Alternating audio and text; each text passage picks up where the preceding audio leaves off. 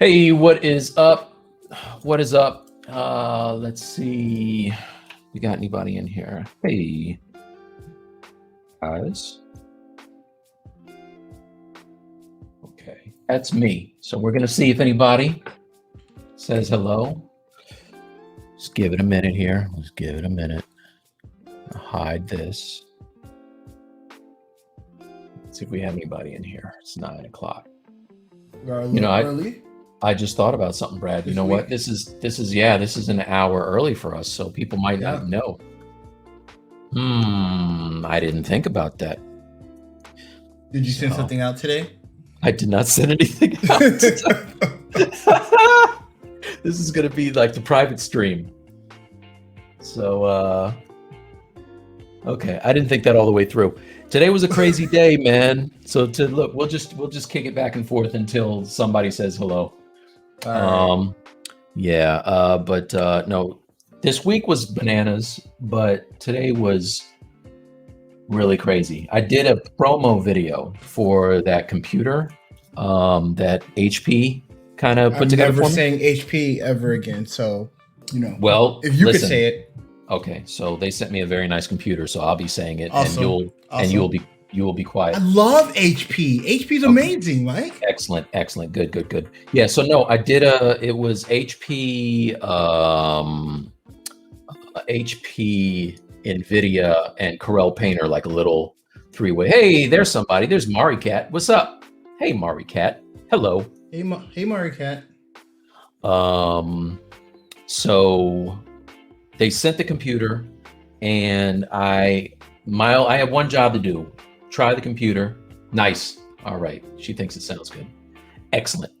Awesome. All I had to do was just do the, hey, there's, okay. All right. Okay. I see Rawson is saying howdy. Hey, Rawson. What's up? So yeah, they sent me this awesome laptop, right?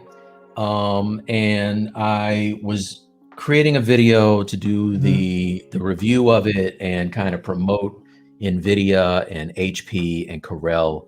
And it took me forever because I kept doing them and I was like, these suck. These sound terrible. This is Brad, everybody. If you're tuning in right now, I have Brad here.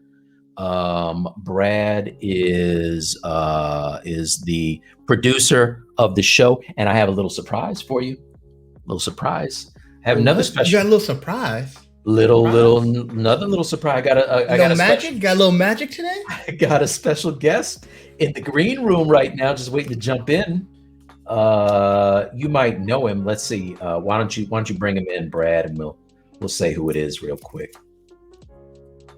Let's see. There he is, Mr. Danny Williams. Dan Will is in the spot. What's up, Point Pusher? What's up, sir? How are you? Good, man. How are you feeling? I'm good. Behind the scenes, Brad was mean to me, but it's okay. I forgive you and I love you. Brad, shut him down.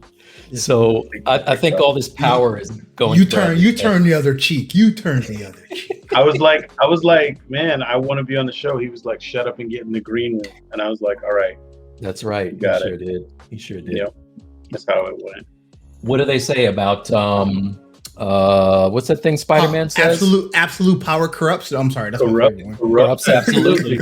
That's right. Yeah. That's right. That's what's happening over here. But anyway, if you guys are just joining us and you have never been here before, this is a stream where we do creative stuff. It used to be just me in the spot. Now I have Brad helping out with the production. He's making sure the music is right and making sure that I answer all the questions and all that good stuff and helping to promote things. And Danny has joined us. Mr. Point Pusher has joined us. This is the second time because we got such a giant response the first time he came on. Everybody loved it so much that I was like, yo, let's bring him back. So Danny, and it was really fun. I had a blast. Week was good. I was at work, been trying to work towards getting an approval. I finally got today. That was great. Cool. Nice. Cool. Yeah. And then, just trying to make it through these crazy times, No doubt. So yeah. You guys both informed me, and this has me feeling some kind of way. but you both informed me that so Bradley got his first shot today. You have not only both of your shots, but you are 2 weeks in to being vaccinated.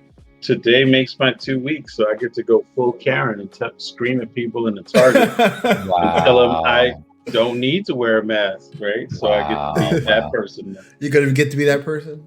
Let me ask you this: do they give you the vaccination passport now to like go around and be an ass? Do you get one of those? I have the little card. I don't know if that counts as a passport. It is. That is it. That's it. Nice. That's what's up. Yeah. No, I was looking. It's a unique way to discriminate on people. Nice. That's my so that's my Karen passport. Is what you're saying. Good stuff. Yeah, absolutely. That's my Karen port. Nice. 100%. Yeah, man. I'm mad, man. My son got his first shot, or he's getting it this weekend. My daughter got her second one. She's done. Like everybody that we know is all, done up, and I can't even get in the door to get my first one. So, well, I'll tell you, for me, there's a town about 3.5 hours, like I was telling you off air, away from my town, and I had to drive 3.5 hours each way. So 4 times, right? Yeah. To get it. So it's like that's what I had to do to get it, because trying to get it any place closer was nearly impossible. Yeah. So, yeah. Well, I'm gonna have to figure it out, man. Hopefully, we'll all get the vaccination and be ready to buy Mike's Gumroad. Buy my Gumroad. What Gumroad? Gumroad. You mean Gumroad. the this thing? That thing.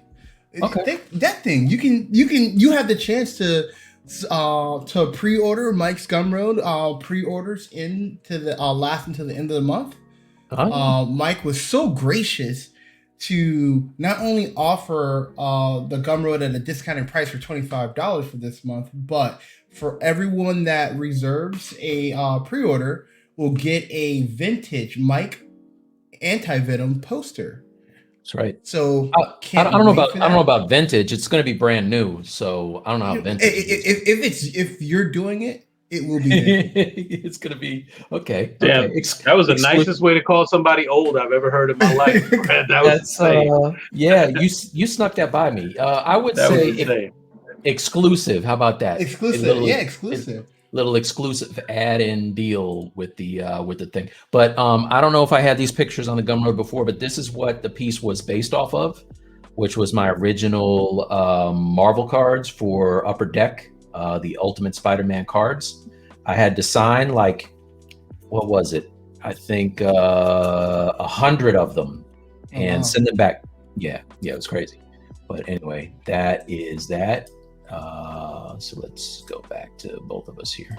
So please remember that come the beginning of May 1st, the pre-order ends, and from there the price will go up to $60. And it's still a good deal. Still a good deal. It's a lot of content. I have right now damn near 40 orders of pre-orders, so that's nice considering. Nice. Yeah. So every one of them will be getting their print. I'm going to be giving them a shout on social media, probably on my Facebook, and they get that price locked in too. So that's pretty sweet. So anyway, let me get back to telling you about this computer thing, because I'm feeling kind of bad about it, right? Yeah. So the computer is awesome. Like, it's the HP ZBook Create, real thin. Like, it looks like almost like a MacBook. It's so thin. Okay. But it's got an NVIDIA 2080 card in it, and it's crazy fast, like super fast, super light, all that good stuff. And so I was recording the promo video, and I sent it to him, feeling all proud of myself and everything, right? I didn't have any of the stuff in there that I was supposed to be promoting. Like, I wasn't talking about Corel Painter. I wasn't talking about, I forgot to mention HP. I just said the ZBook Create. Apparently that's a little more difficult than I thought it was going to be, but I'm going to redo it this weekend. Yeah. You can always fix that in post, right? Yeah, absolutely. That's what I'll be It's doing. just voiceover. That's all it is. Yeah. So, you know what? I can't wait to buy that laptop and watch your Gumroad on it. That's what's up. So, also, wasn't there one more thing you wanted to kind of tease for a little later in the thing? So we have a big announcement that we're going to announce at 10 o'clock Eastern Standard Time. So please stay tuned with us and remember to ask questions. Please remember that we're also doing the watch party for those who asked the most questions. For the person who asked the most questions on the stream, we had a great time with our last watch party, but we're going to do something a little different this time. We're not going to have it immediately after our stream because, we watched some Rick and Morty, I think, until like 2 o'clock, almost 3 o'clock in the morning. We did. But we'll definitely, it was a great time. It was, we had fun doing that, and we're look to do it again. So please ask questions in the stream and try to join us for our watch party. Oh, we did. Yeah, that's right. So once again, I did the thing where I forgot to switch my camera. So Brad, it's one of your duties is to let me know when I forget to switch back to the. We were watching it the whole time. Yeah. Don't let me do that again. What was I gonna say to you guys? So this is gonna be a difficult live stream tonight. Steve Plater, yo, what's up, man? So Steve is my best friend from high school. We've been friends for more years than I'm gonna admit on here. Nice. And we're the kind of friends that we had. If you've ever seen the movie Life with Martin Lawrence and Eddie Murphy, we're that kind of friends. Yeah, we're that kind of friends where we had epic falling outs over things like orange soda in our history class, who one of us might have owned and one of us might have taken, and one of us will never cop to turn into a thing. So anyway, what's up, Steve?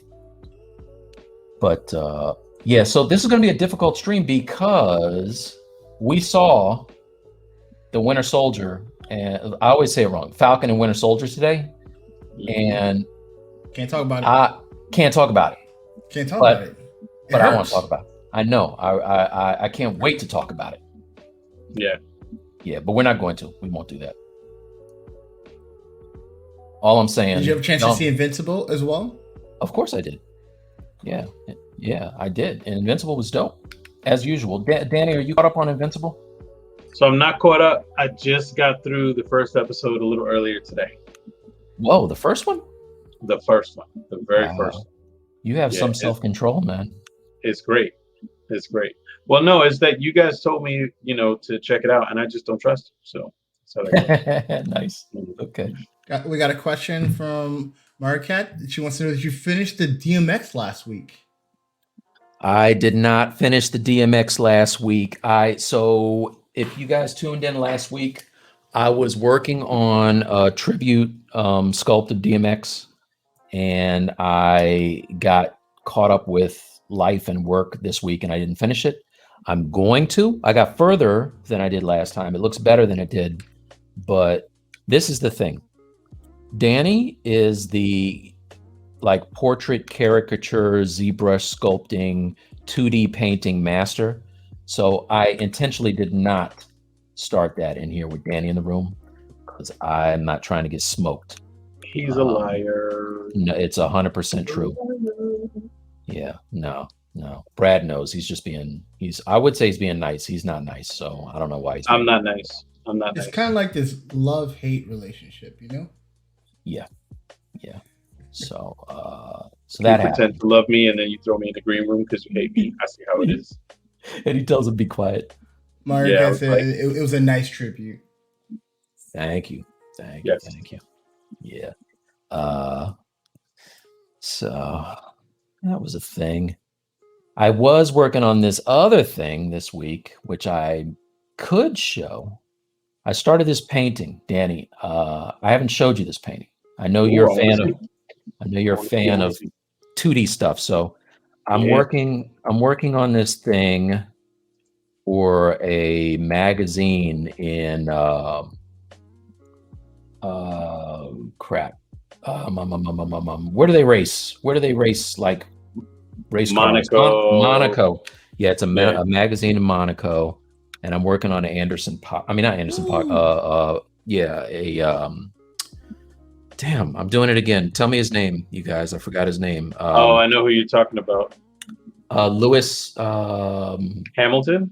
Lewis Hamilton. Yeah. Okay. So this is what I have so far on this. I started like with the car and this. I got to figure out to fill the space here, but this is going to be on a magazine. Everywhere I put it, I have crap on my screen that's covering it up.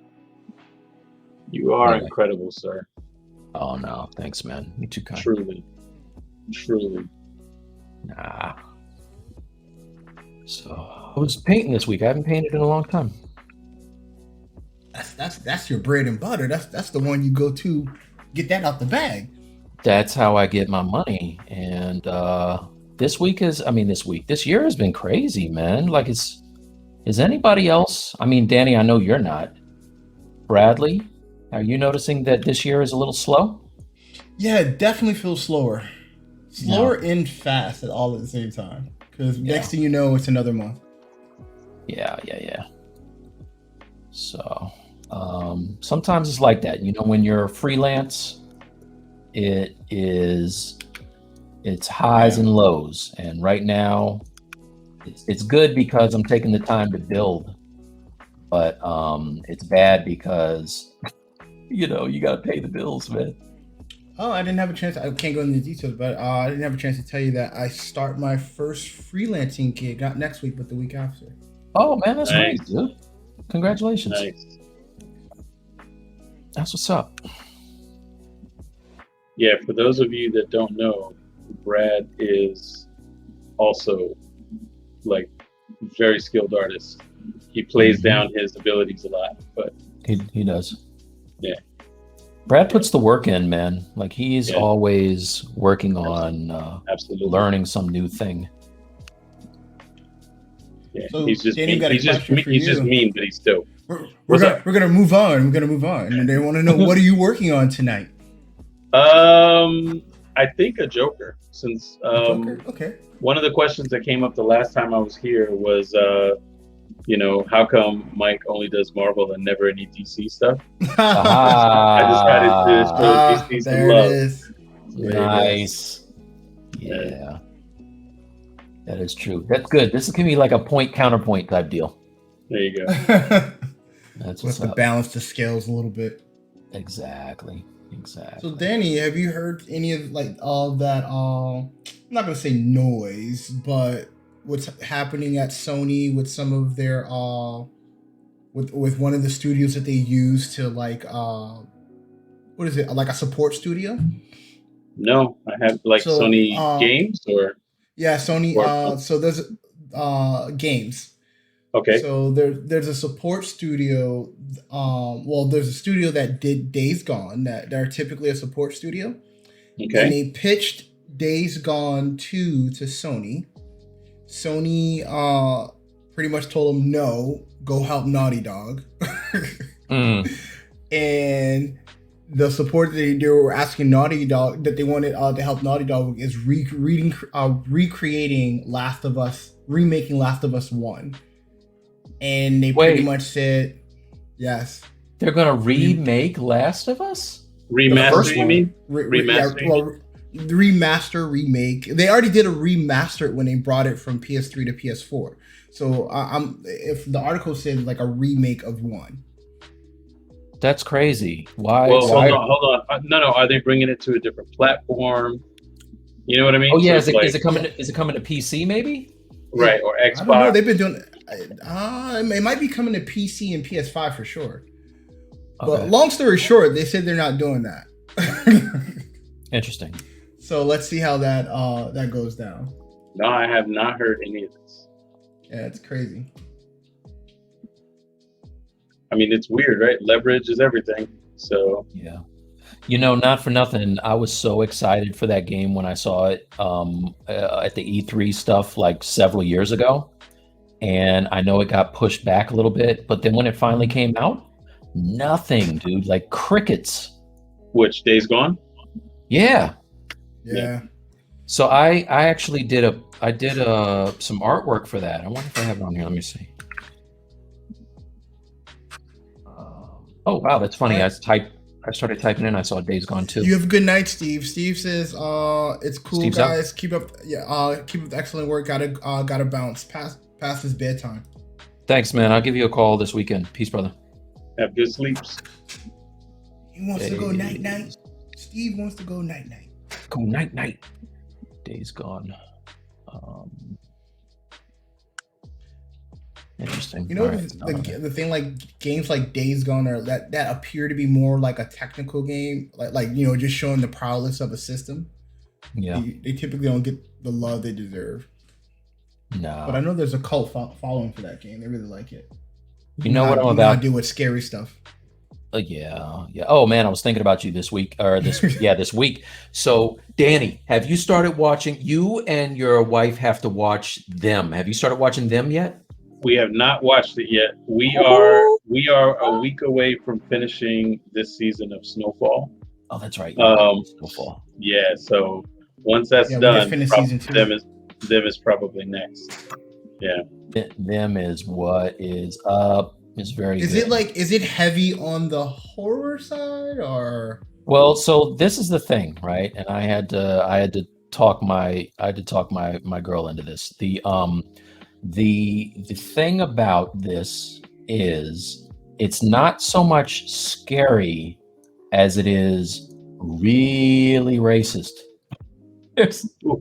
So I live in the South, right? So maybe I shouldn't watch that. No, you're gonna love it. I was gonna say that sounds scary. It is scary. Let me yeah, exactly. let me quantify this for you. So it's not what I expected at all, right? I thought it was going to be like some kind of Jordan Peele horror movie. It's a little bit that, but not so much. So it's a family that moves from the South to Compton, of all places, but it's in the 50s. So it looks like the cover of one of those Better Homes and Gardens, or the old Mad Men with the the women all have hoop skirts and the bob haircuts and all that stuff. And so the husband is an engineer, right? And the wife is a school teacher, and they have 2 daughters. But they move into this town, and dude, like, the town loses its mind. They're like, oh my God, there goes the neighborhood type stuff. So it just, you think about what it was like then, and that's pretty scary. I think that's the horror. So we know they're against busing, so yeah. But it's really good though, dude. Like it's way better than I expected. Well, maybe I'll watch it after this whole trial thing is over with. So I don't feel a certain kind of way. That it got my mind off of that. So I mean, don't get me wrong. It's not like Mississippi Burning or anything. The family gets in. They get theirs in, but it's just it's kind of I don't know. You got to watch it for yourself.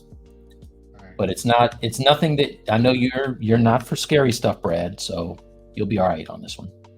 Let's see the glutes on that Venom. Them cakes. You sure do know how to sculpt a good butt, Mike. Thank you, brother. Oh. Yeah, I should be working on the spider or whatever, the Gwenum. Maybe I'll work on that a little bit tonight. Yeah. But I want to print this, so I got to finish it. Stop messing around. You got to go back to the archives one day, because did you ever finish your Bishop? The Bishop was dope. I haven't finished anything, dude. Well, you know what I finished? I finished Iron Fist. That's it. That's the only thing I finished. I wanted to pick. Gregory says, "Hey, good evening, fellas." Hey, what's up, Gregory? So please remember to ask questions in the chat. We have a great big announcement at 10 o'clock tonight. And also, if you haven't had a chance to pre-order Mike's Gumroad. Please take a look at that. He's accepting pre-orders till the end of the month. For all those who pre-order, you get a little extra sweetness thrown into the pot. Mike's gonna do a custom paint over for the anti-venom, so you'll have a nice high def wallpaper or poster if you want to print it out. And at the come May 1st, the price of the pre-order will go up to $60. So and how much is it? Pre-order. And how much is it now? $25 now. $25. $25. That's a bargain. It is a bargain. Yeah, no, over 10 hours of content. It's a whole lot of content on that thing. Whole lot of meat on that bone, Danny. However you want to put that, bro. as I sculpt this butt. I myself have pre-ordered, so there you go. Yes, you have. You're one of the first. I have too. Oh my gosh. You both have. Yeah, actually, Bradley was the first person to pre-order. You fanboy. Yes. You got. Hey, I was told to support Black businesses. All right. You do it. That's what MX told me to do, so I'm doing it. Nice.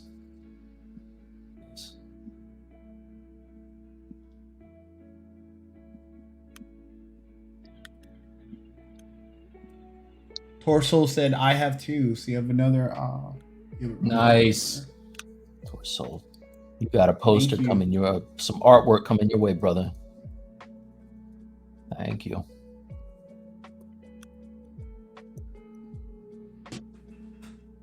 So how much? What's the shot clock, Brad, on Mortal Kombat? How much longer we have to wait till that comes out? It releases on the 23rd.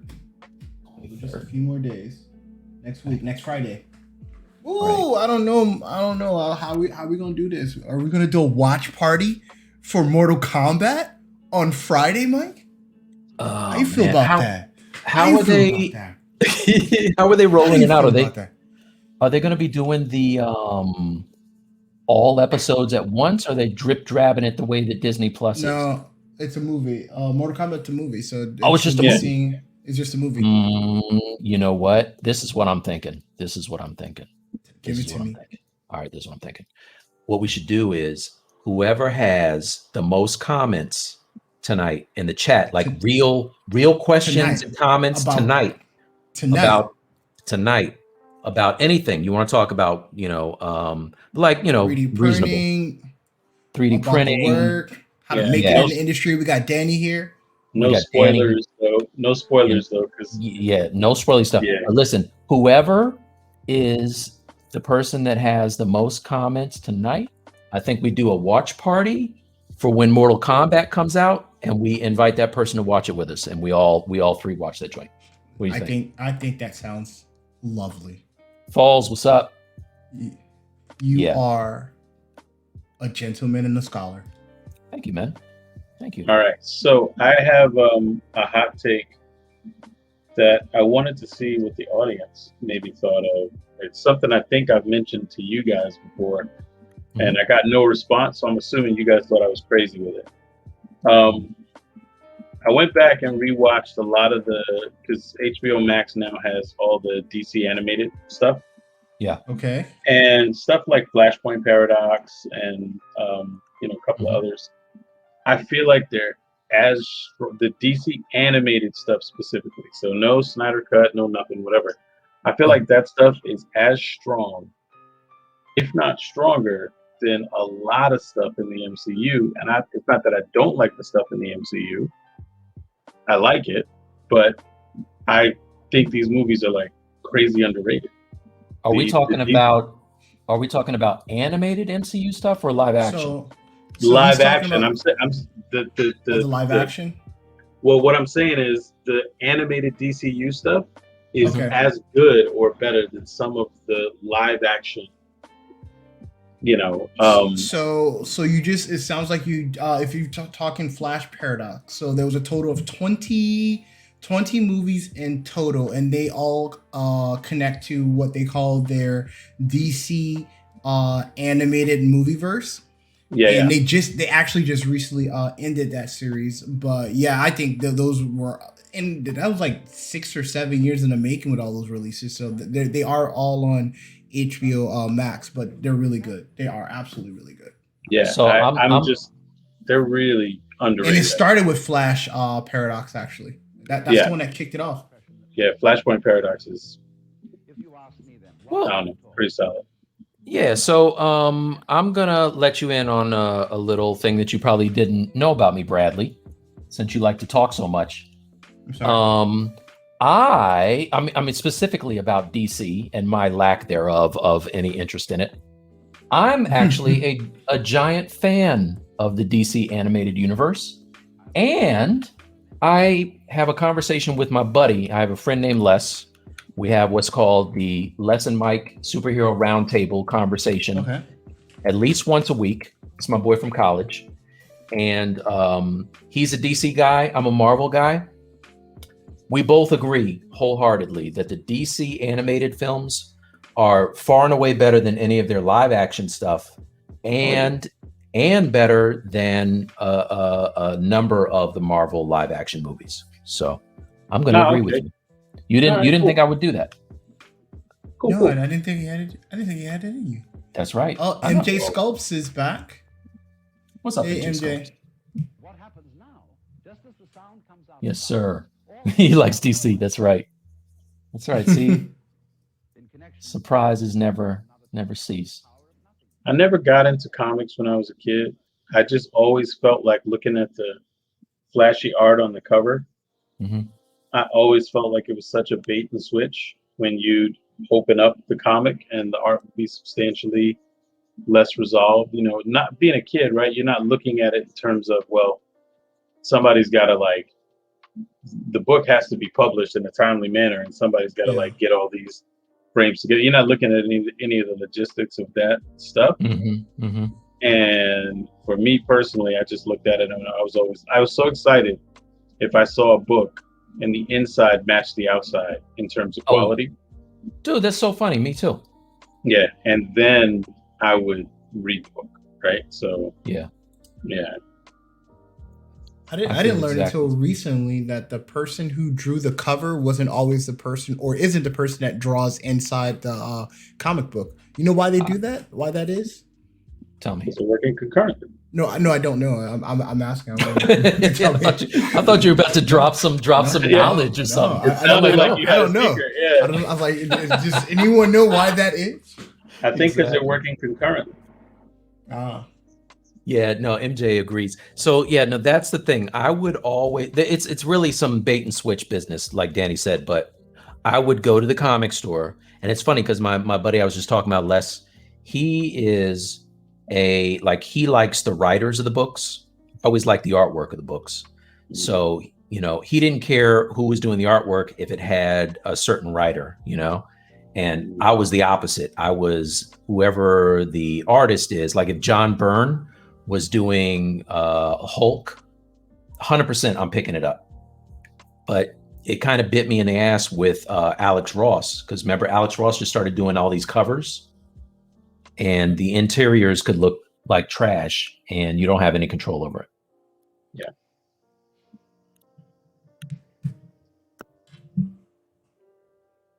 All right, so I'm finally going to stop messing around and make the damn spider on this guy's back. I've been putting it off for way too long. It's only been 2 weeks. Yeah, and by 2 weeks, you mean 2 months. Did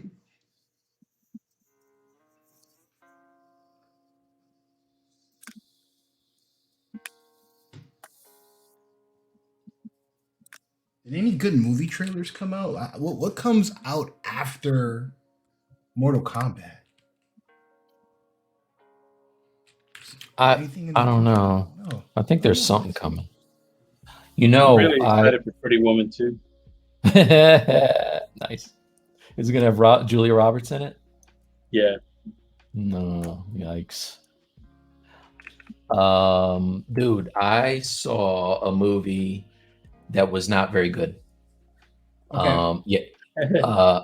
It was the Invincible was dope. What was I gonna say? The movie with Tom Holland that they keep kind of promoting on TV with Daisy Ridley. Okay. How was that? Nothing like the trailer. Nothing like the trailer. Like the trailer looks dope. I watched that movie, man. I was like, this is garbage. And I mean, I hope nobody's watching that worked on it, but dude, no, it was not good. That was my first screenwriting credit. Thanks, man. Sorry, Danny. Soul killer. Exactly.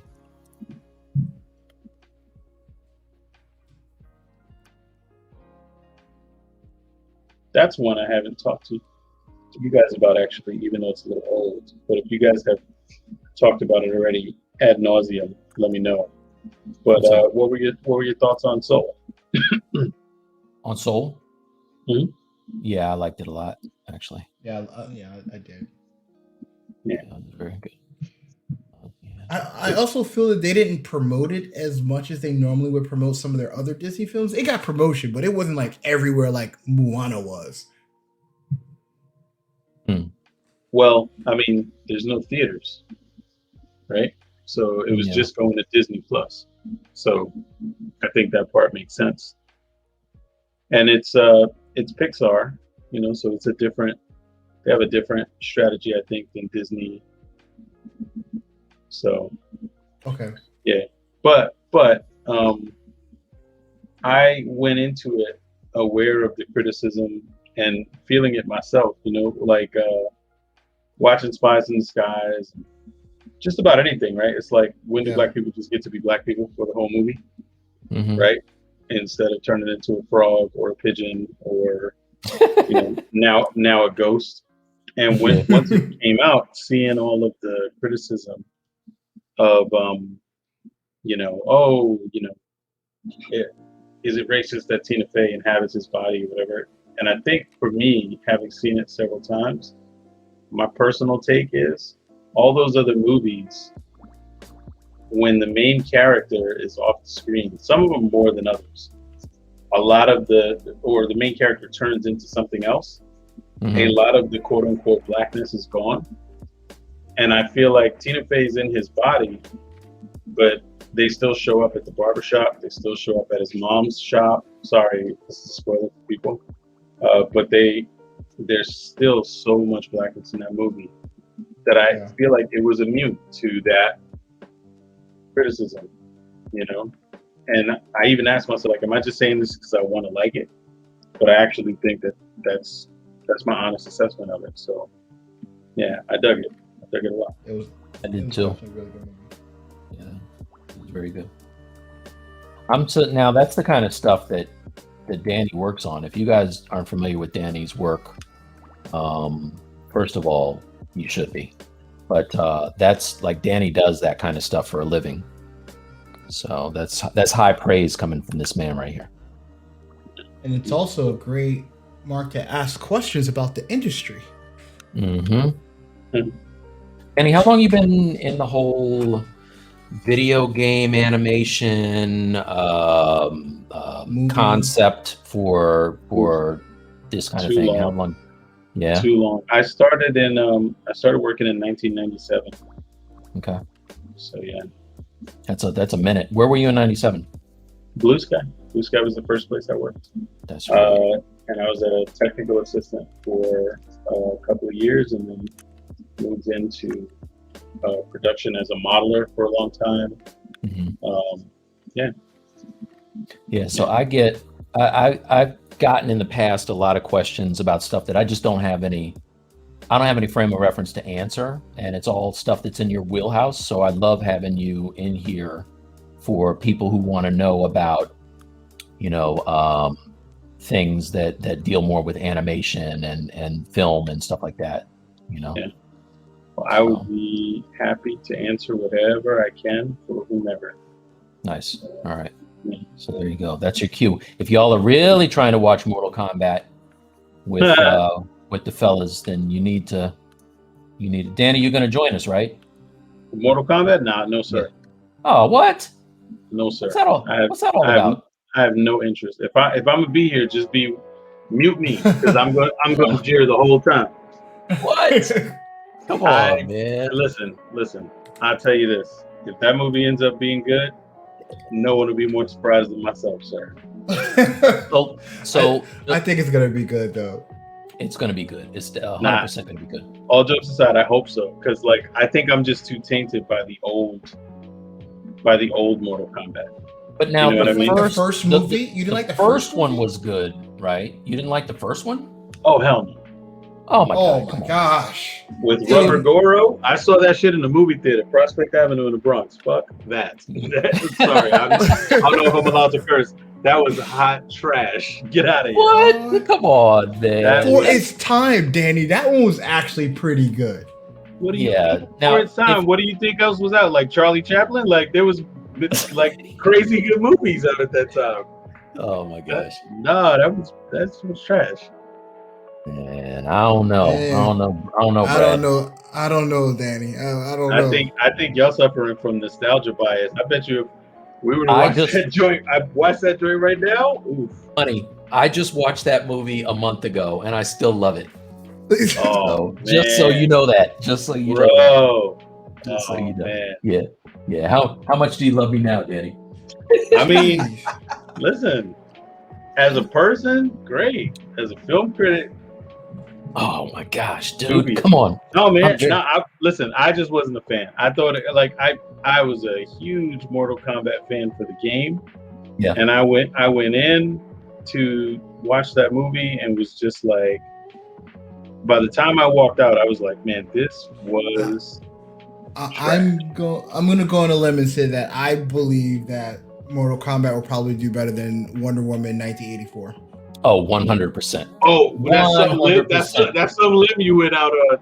That's a very high bar you just set. Hey, yeah, big time. I'm just talking about. I was gonna say Godzilla, but I was like, no, that might be a stretch. So I have a question for you guys. Have you ever been to a movie in a theater? Remember back when we used to go to the theaters? Mm-hmm. You ever been to a movie in a theater that was so bad that you walked out? Yes. Okay. And what was it? Okay. Go, Brad. Go ahead, Danny. No, go ahead. You're gonna be upset when I say the one that Dave Chappelle's watch party, or the one when he was. I thought it was gonna be a stand up and it wasn't, and I walked out.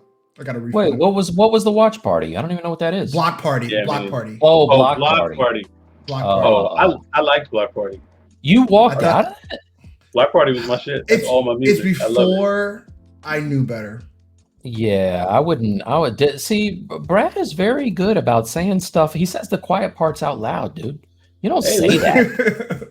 You don't say that out loud. You asked me a question, I'm answering it. All right. Okay. All right. Okay. I'm embarrassed. I'm embarrassed. Mine was the Alien movie that had Charles Dutton in it. I don't remember which one that was. Oh, that was terrible, dude. Yeah, it was me and my friend Ralph Jones, one of my best friends, and we went and we were watching that movie. And there's a part, spoiler alert, from a movie from like 25 years ago, but there's a part where there's like a big smelting pit or whatever, where they like forge big like trucks or cars or whatever, and it pours this hot molten liquid into this thing, and the alien got trapped in there, and Charles Dutton gave his life and was like, pull the thing or whatever. The alien's going towards it or whatever. They pull the thing, all the hot liquid comes down, kills Charles Dutton, and I just turned to Ralph, and we both at the same time was like, if he jumps out this shit, we out. And he, sure enough, like shiny and shimmering, he jumped right out. Without another word, we got up and walked out, and we saw two other dudes, like our counterparts from another part of the theater, just like, fuck this, and like get up and walk out. And they left too. Yeah, that's one I walked out on for sure. And that was Aliens 3. Yeah. Aliens 3, that was terrible. Yeah. MJ said that the movie that he walked out was Clear and Present Danger with Harrison Ford. He thought it was going to be more like an Indiana Jones movie, and he was wrong. Oh man, I like Clear and Present Danger. See, now it's interesting that you said that, because I walked out on Indiana Jones and the Crystal Skull. That's where I drew the line. I still have not seen it. Oh my gosh, you are not missing anything, brother. That movie was so it was already insufferable with the storyline, but there's a part where Indiana Jones is about to get blown up. Hey Nathan, you must be kidding. Team America World Police is a national treasure. I can't believe you wrote that. That movie was great. That movie was awesome, man. What in the world? How's that the walkout movie? I can't believe you said that. Exactly. All right. We don't have anything to put like a frowny face on Nathan, but just take some time and think about that. Yeah. So Indiana Jones and the Crystal Skull. There's a part where there's going to be this big explosion, and so Indy's idea to survive is to get inside of like a refrigerator. he literally.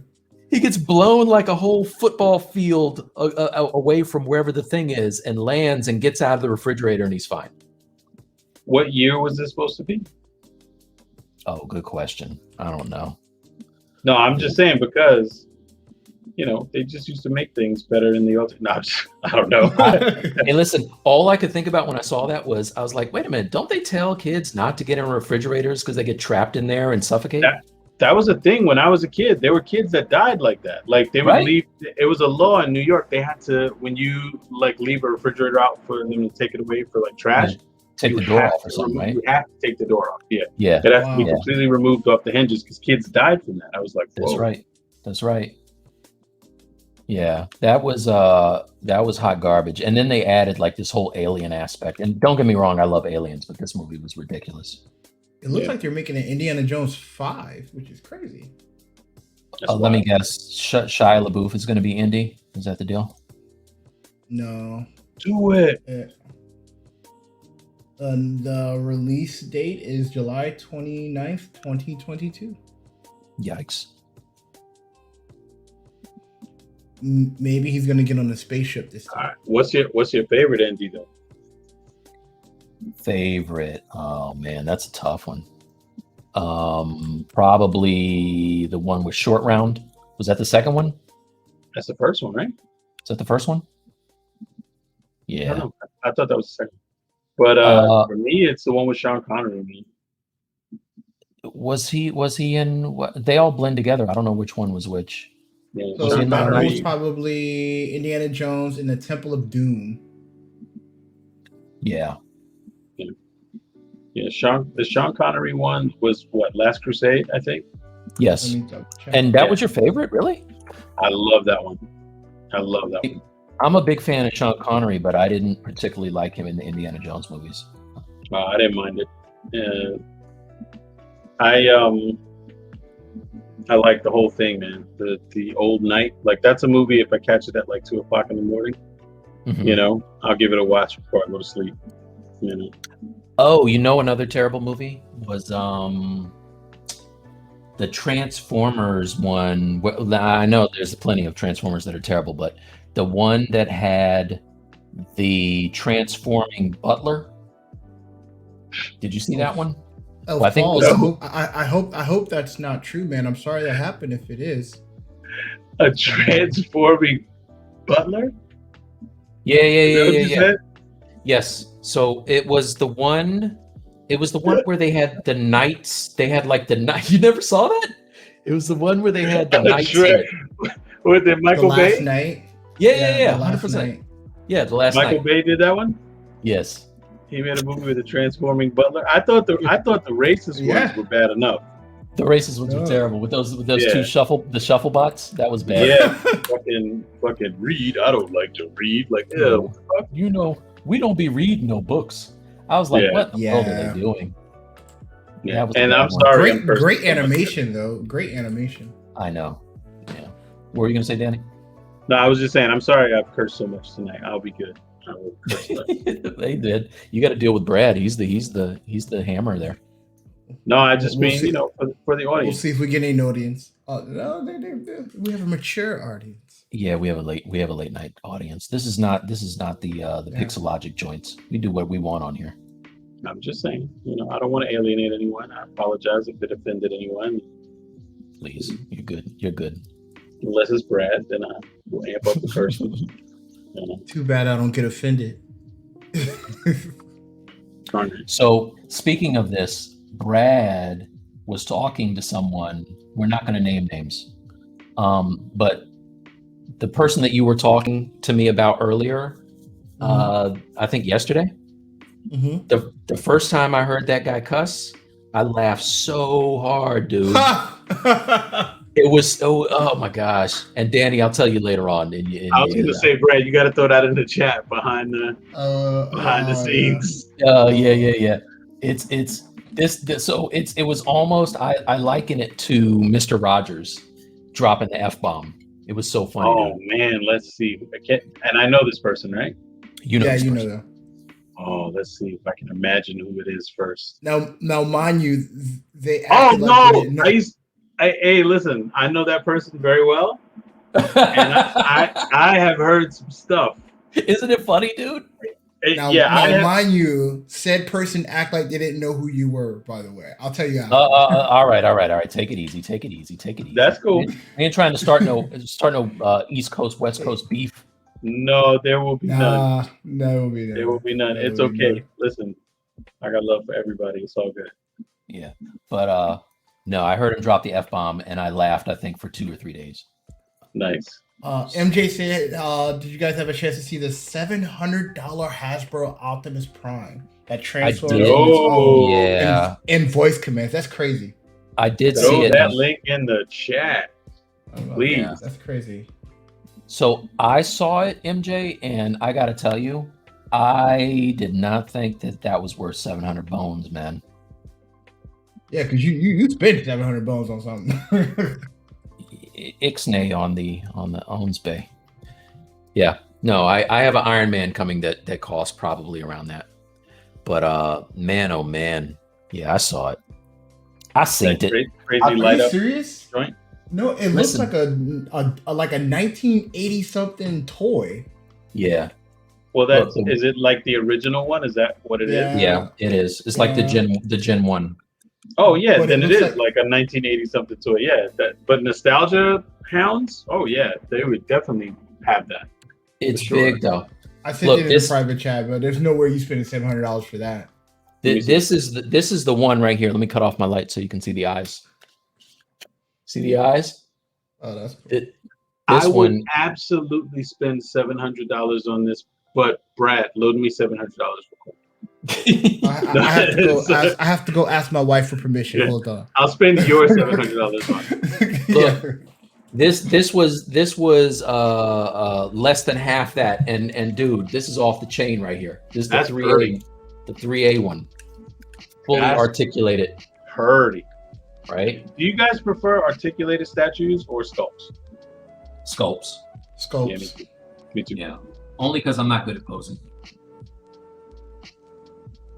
Like a real one. So just so you guys know, there's this kid that has a new motorcycle in my community here, and he only rides around the parking lot. He never takes it out on the street. So I think it's like a young kid. Yeah, it's really annoying. Well, hopefully he's practicing safely in the parking lot before he hits the street. All I know is he's out there talking to his friends with no masks on. So I don't know how safe he is. And there's that. We can't get shot, so I know he's not vaccinated. You never know. He might be working in fast food. Yeah, you're right. I mean, shit, man, my kids are vaccinated. I ain't even get my first shot yet.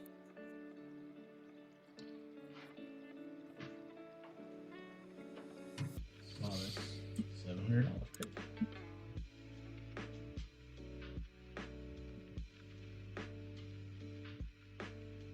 Danny, I'm going to tell you the reason why I haven't done the spider on this thing, because I cannot get it to match the front and the back. I didn't think about this, and it's a problem. So there's that. Is the front a separate piece of geo? Yeah, so the spider's its own thing. Yeah, maybe I should copy this. I was gonna say, yeah, you can copy it and then maybe just use it as a reference, like just sort of position it and use it as a reference. Yeah, Maybe. That's a good call. Yeah, let me try that. And that's why we have Danny on the stream. We should That's ask him right. more questions. That's right. It's always good to get a good eye when you've been looking at something for a long period of time. That's Too a fact.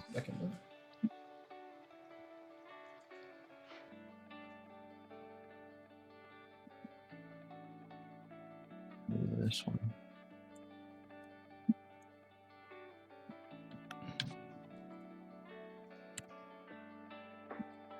I see we have some new eyeballs on the stream. Just want to remind everyone that Mike is still taking pre-orders for his Gumroad.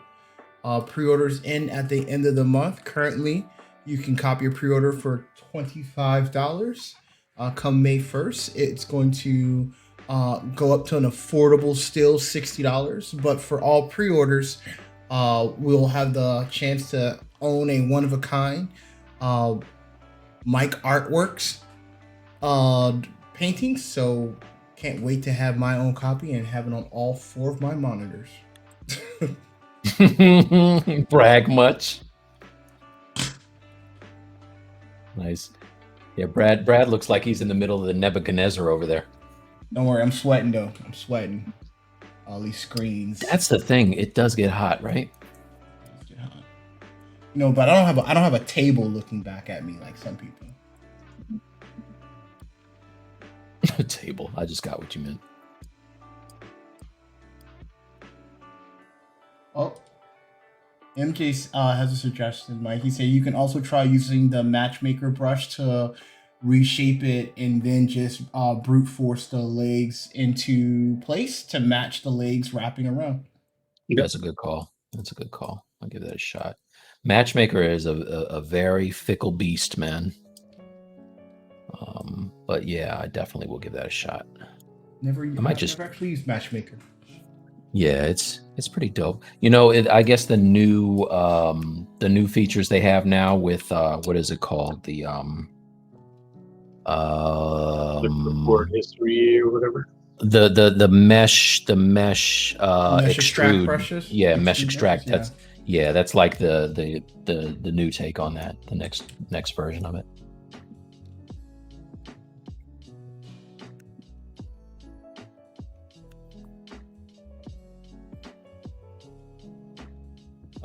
Danny, you missed it the other night. We were all reminiscing when you could buy Photoshop on disc.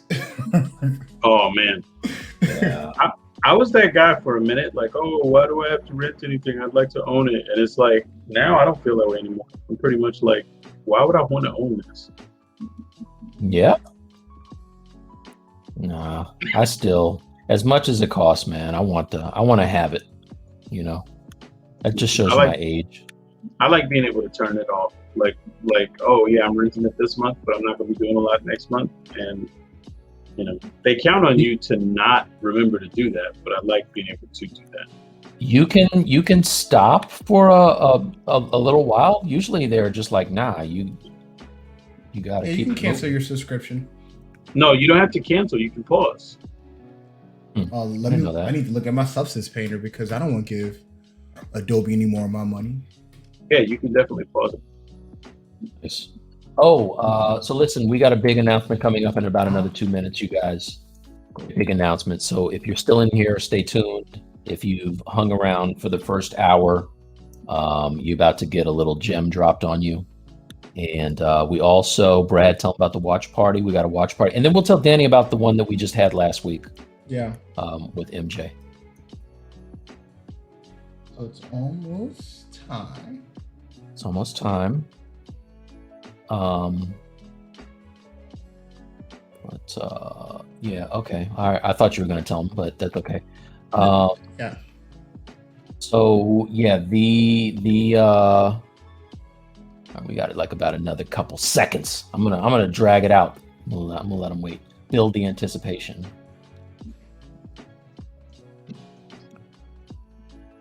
No, can you guys tell me? I want to know. Okay, we're gonna tell Danny too. That's why Danny doesn't come to the meetings. Yep. Yeah. So, all right, let's do it now. 10 o'clock. 10 o'clock. Okay. All right, you guys. Now for the It's time for the big announcement. We tried having Danny on the show with Brad probably a month ago now, right? You guys? Was it a month ago? About a month ago. Yep. About a month ago. Okay. So got a lot of positive feedback. People love the fact that the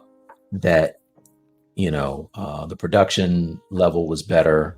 The music is new, and it's also a nice dialogue. It's not just me talking and missing stuff in the chat and sculpting. It's a more interesting dynamic. So all that being said, Danny and I and Bradley are going to start a all new stream. It's going to take place, for now it'll be on Fridays. We might have to switch it around a day or two, but it's called the Stylus League. So if you're looking on our screen here and you see the logos, that's for the Stylus League. And right now, we have Danny and myself. Bradley's on the boards, and we're going to be doing this thing as a unit, and it will no longer be mic drops.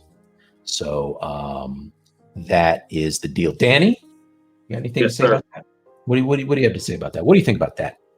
Well, we've been talking about this behind the scenes for a very long time, and just to let you guys in on a little bit of sort of inside baseball, Mike and I have talked about this sort of thing before, but it wasn't until Brad was like, "Okay, dummies, you really need to sit down and do something," that it sort of really happened. So Brad is our glue. I don't like giving Brad praise in public, but fine, I guess. You know what I mean? So no, but all jokes aside, I really dig these dudes, and I think it's going to be like a really great sort of fun thing. And we have some specific plans that make this different than other streams, and you'll see sort of what that is. That's right. So the format's going to change. We're not going to talk too much about it right now. We just wanted to let you know that it's going to be different. There's going to be some things like Danny's saying that you haven't seen before, that are going to be pretty dope. And it's a stream for creatives and by creatives, and we're all about the whole nerd culture in addition to just making dope stuff. The great thing about Danny is he fills in all the things that I'm not strong at, right? So there's things that I can't do that Danny murders. And so I'm going to be learning from him as we have the stream the same time that you guys are, right? And then there might be some 2D stuff that Danny wants to look at that I'm doing that maybe he picks up a tip or a trick here or whatever. So it's a really good collabo where I think we really complement each other on it. It's Marvel and DC coming together. You know what I'm saying? Nice. Yeah. I think one of the things that sort of always interested me about you, Mike, is I think you and I feel the same about, I don't know, I'll speak for myself, right? Like the industry, games, films, whatever, toys, collectibles, they sort of pigeonhole you down one avenue. You're a this. And it's like, if you feel like you have the responsibility to yourself to try to be the best artist you can be, that's a different sort of mentality. And I admire that about you and Brad, that there's aspects of like just the pursuit artistically that sort of go, oh, you know what? It doesn't matter what you call me. I just want to try to be a better artist. I've always admired that. So I dig that. And it's the same with you. So that's the thing. I think the reason why we kind of gel together so well, and I mean, Danny's not joking when he says we were kicking this idea around a long time ago. Like what year was that Comic-Con that we first started talking about doing this shit, man? It's got to be like 4 or 5 years ago at least. Easily. Yeah. Yeah, I was still at VV, so yeah. Yeah. So and I won't mention the soup, but yeah, we talked about this. We talked about this a long time ago, and it's one of those things where life kept going. Danny's got a family. I had things going on. We trying to get our work in, and so it took somebody like Bradley coming along to make it happen. So like I kind of I joke and say he's the chef, but he really is the facilitator of making all this stuff actually happen, which is good. 100%. Yep. 100%. And, one thing I want to be able to add is that from a supporter of you guys and being able to like watch you guys develop other artists, I couldn't imagine another great team of guys getting together that knows, like, there's not too many places that you can get two sides of the industry wanting to come together and help other people grow. And the fact that you guys take your time to give back to, like, education is there for those who want to actually go out and get it. And you guys teach people how to fish, right? You're not just giving the fish away, or you're not saying, don't, like, you putting concepts out there, and it's up to us as the learners to want to apply it and learn it and use it. And the fact that you guys are doing this on a weekly basis is going to absolutely be amazing. And from a and speaking and I don't want to speak for anyone else, but being able watching two minority guys put up the work that you guys are doing and showing that Black and brown people are in the industry is an amazing thing to see. Yeah, I just did an event yesterday. There's a group called Black and Animated. Follow them on Instagram. They have a Discord as well. Mm-hmm. And they just did an event yesterday that was really great, with a lot of sort of aspiring artists trying to get into the animation industry, who are people of color. And it was an exclusive invite to the people that are part of their Discord and part of their IG. And it was a great event. So I love stuff like that, and I couldn't agree more. Seeing people. So I'm gonna out Mike a little bit, and I've done this privately to him, but I don't know if I've ever done it publicly like this. But Mike was one of those people for me. Before I knew that Mike was one of those people, I used to look at illustration work that Mike had done that was in advertisement, and I didn't know how to do stuff like that at all. And years later, I am talking to Mike as, I'm a professional now, he's a professional, and I had no idea that he was responsible for those things. And when I found out, I was like, whoa, that's insane. You know what I mean? So yeah, you never know who you're gonna sort of inspire like that. It's pretty cool. It's a great time. Thanks, man. It's like a great time we live in, right? Like, as artists, we're never more than a DM away from our heroes, right? Danny, we had this conversation before, mm-hmm. And so the fact that, I always have been like a massive fan of somebody like a Daniel Bell, and then I can reach out to him and he responds. Like, there's not a lot of industries like this, man, where there's people who are doing like the highest pinnacle of work. They're at the top of their game, and still very cool about talking to people who are fans and willing to kind of just give, I don't know, they're not stingy about their workflow, Yeah. So I think we're that way, and the fact that we all are like-minded, right? Like, we all agree that you're done learning when you're dead. Yeah. There's always going to be something that we can do better, and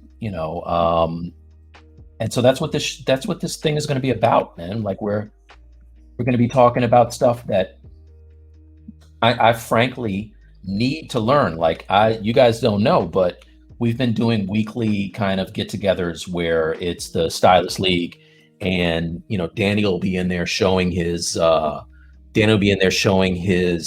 stuff from Blender, where he's doing these renders that he's taken from Substance Painter, and he brings them into Blender, and he does the lighting. Like, this is how we spent our Saturday or Sunday last weekend. We were just kind of hanging out for hours, and Danny is showing us how to do this stuff. And I'm like, oh my God, dude, like, this is epic right here. And to learn this, like, Brad is the kind of person who will go and take these classes that cost $1,000 to learn this kind of stuff.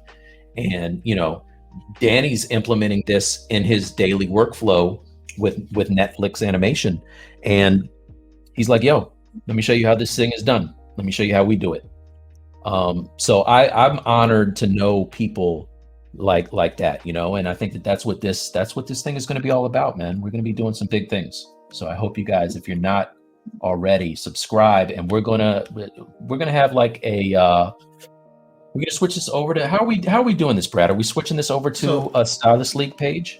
So in the coming weeks, we're gonna have social medias where you guys can follow us. There will be a new page, our YouTube page, where we'll be streaming. So we'll make sure that everyone that follows Danny and follows Mike, that you guys get access to those new links.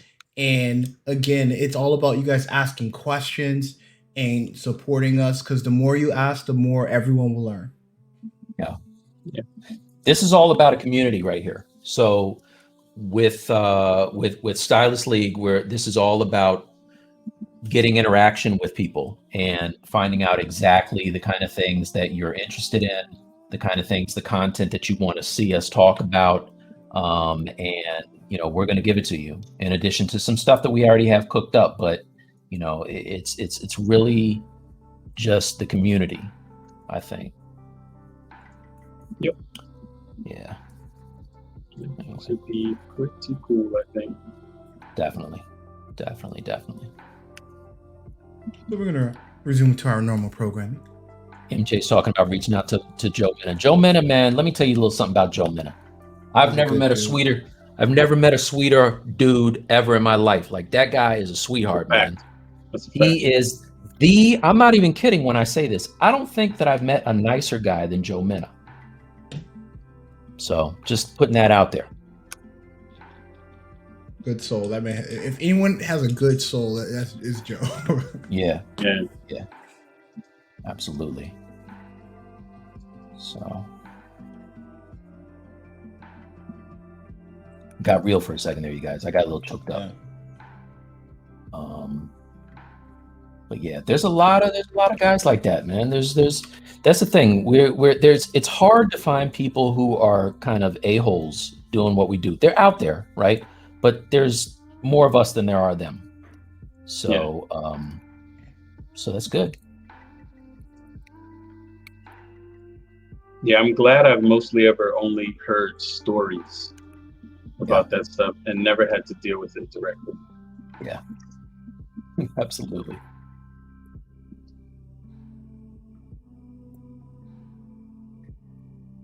All right, so don't forget, I know, look, you guys have your work cut out for you. Brad's going to tell Danny the story about how MJ just crushed it last week, but what we're doing this week again is we're having whoever has the most input in the chat and the most engagement in the chat. And this goes for, so this is what I'm thinking, Brad, and you tell me what you think. Yes, sir. We have the interaction for the live stream, but I think what we should do in order to try to up the rewatching of it later on is we should extend the contest for the watch party to comments, to the comments. Yeah. Absolutely.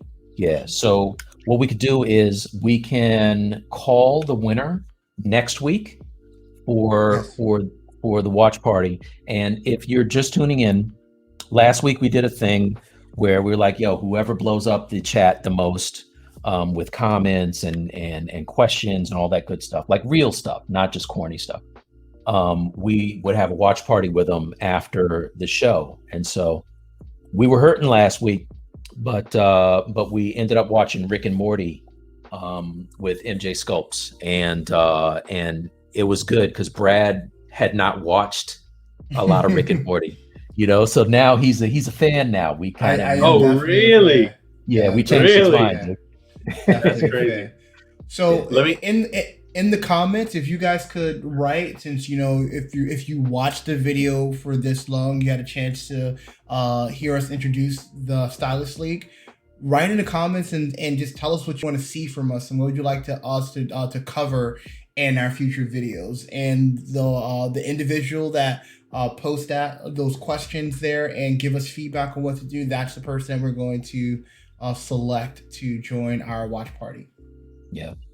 And also tell your friends about it, because we want to grow. We have the usual suspects that have been, ride or die with us for the past month or so.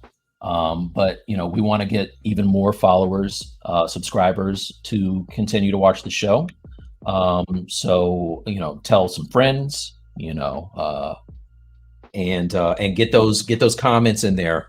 And the watch party that we'll be doing next time is for the Mortal Kombat movie on HBO Max. First one's free. Tell your friends. That's right. That's right. MJ said it was worth the loss of sleep. Nice. It was good, right? It was good. So let me ask you guys a question now. Yes, sir. What's your favorite Rick and Morty?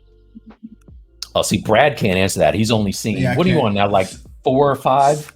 I'm on episode 7 of season 2. Oh, okay. You've been doing some work. I see you. Yeah, man. I didn't know that. All right. No, I thought you were still on season 1. Favorite episode. All right, let me think. Because I'm still early on, but I still think the episode when they blew each other up and then came back from another time to say we're gonna do that. We only got 4 more times to do this. I thought that was funny as hell. All right. So, Danny, I'll let you know I am crazy about Rick and Morty, and I've seen them all. What I'll do is when they're in between seasons, I'll go back and watch them. I'll marathon them all over again. I think MJ was saying the same thing. But I think my favorite one is the Citadel stories. Remember that one? Mm-hmm. That's probably, I think that's my favorite. See, the one I like, I heard Justin Roiland say that it's his least favorite. So I was like, damn, that sucks. Yeah. Which one is it? The Vindicators. The Vindicators is dope. Yeah, I love that one. Yeah, it's dope.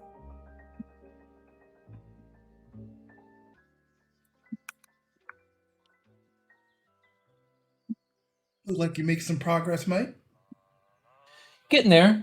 Yeah, MJ saying some additional artists and interviews would be cool. All right, so don't. We might have some of that in the works for you.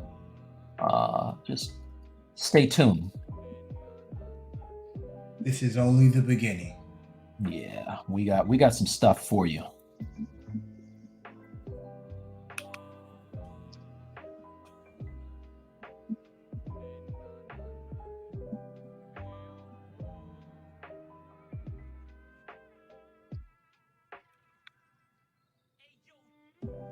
Did you have a chance to put any work on the Gwynnum? I didn't, but you know what? If I can get this spider looking halfway decent, I'm gonna break on this and move to Gwynnum. I keep posing her, and I'm not liking her hip placement. I'm gonna get it, but it ain't easy, brother. Yo, I saw a South Park I forgot about that was actually pretty funny. Was the one where they had the character that was like Randy Macho Man Savage was on there, and he was what was he doing? He just decided he was going to get back at his ex-girlfriend, which was Strong Woman. So he decided that he was going to call himself. He said that now he was identifying as a woman, so he could compete in all the games with women. And beat the crap out of him. So he's all roided out. And he's like having these competitions and just smoking all these ladies and stuff. And he's like, "You've never seen a chick like me before." It's like, it's great, man. Oh my! Have you ever? Oh, sorry. Go. No, I was gonna tell. I might have failed Mike again today. Do you have your Doom ring on? Oh. How? You know? You're talking about? You're talking about this Doom ring? That Doom ring that resides in the special case on my desk? No, you know what? You're right. And Brad knows that this is my power source. That's his power. All right. I messed up. All right. Now I have the power. Okay. Sorry, Danny. What were you saying there, brother? I don't even remember. Don't worry about it. Yeah. That's a good call, Brad. Thank you. If I caused Danny to lose his thought, I've messed up twice. Mm-hmm.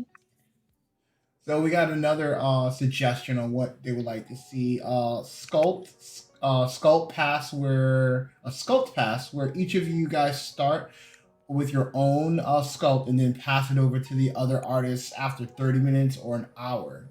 Oh, that's dope. Stylus. That'd be fun. Stylus League. Yeah, that's dope. That's good. I like that. So Danny, tell them about the coffee. Like, this is what, like, not kidding. I always wanted to do something with Danny, but when he dropped this idea about the coffee, that was where I was like, dude, you had me at coffee break. So tell them about the coffee. So I'll tell them what didn't work first about the coffee. Okay. What you wimped out on about the coffee. Tell them about that. So I wanted to do a thing. In my house, we settle everything with rock, paper, scissors. Like everything. Me, my kids, my wife, whatever. Whenever there's any disagreement, we do rock, paper, scissors. And I was telling Mike, it'd be kind of fun if we did rock, paper, scissors, and one of us gets to sit back and have a coffee, and the other person has to basically field questions or do a demo or something like that. And Mike didn't what was my response? You didn't want to do like the sort of like, I don't want to sit there and watch you drink coffee while I'm doing a demo because I'm going to be mad as hell. That's right. My response was hell no. That was my response. Yep, hell pretty much. No. Yeah. Pretty much. But then we basically settled on something where it was like, no, we'll just, we'll have a little time where we take a break from what we're doing, have some coffee, and sort of do a quick demo or answer questions and that kind of thing. So, yeah. Absolutely. So hopefully by the time we really get into it, we're going to have our Stylus League coffee mugs. So we got a whole bunch of paraphernalia that we're going to work out. And I want to be able to sit at my desk with my SL League coffee, my SL coffee mug, and have our little coffee break and talk about the order of the day,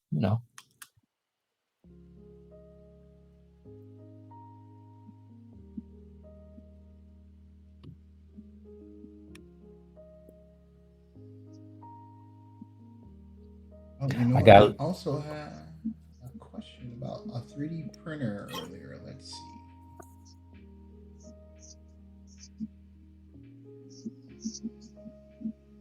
Oh yeah, I did see that and I missed it. Something about the Anycubic. What was it? I'm looking for it right now. Going through all this good news. So I got a little verklempt this week, you guys. My baby boy turned 18 this week. So I was just like, wow, man. Wow. It's crazy. Man. 18. Yeah. 18. He's old enough to make great decisions.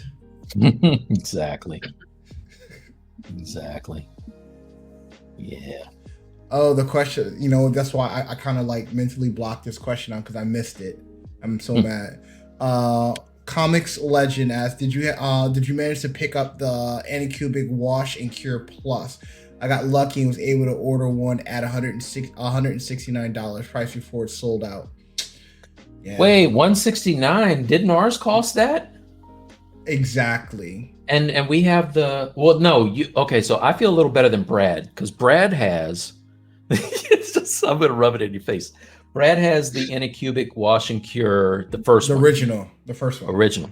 I've got the 2, and now the XL came out right after I bought the 2. So I definitely was catching feelings about it. Yeah, but can you fit your whole print bed inside of the 2.0? It's bigger. I mean, it's right here on the floor. Let me help you out. No, you can't. So for the same price, for the same price as your 2.0, the Plus will fit your whole bed. I'm mad too. I'm mad. Especially since Brad, how long ago I got this? Like a month ago, right? Exactly. They knew when they sent shirts out that it was coming. Yeah. Yeah, that's grimy, actually. So, but good job, Comics Legend, getting that. Yeah. I'm not mad at you.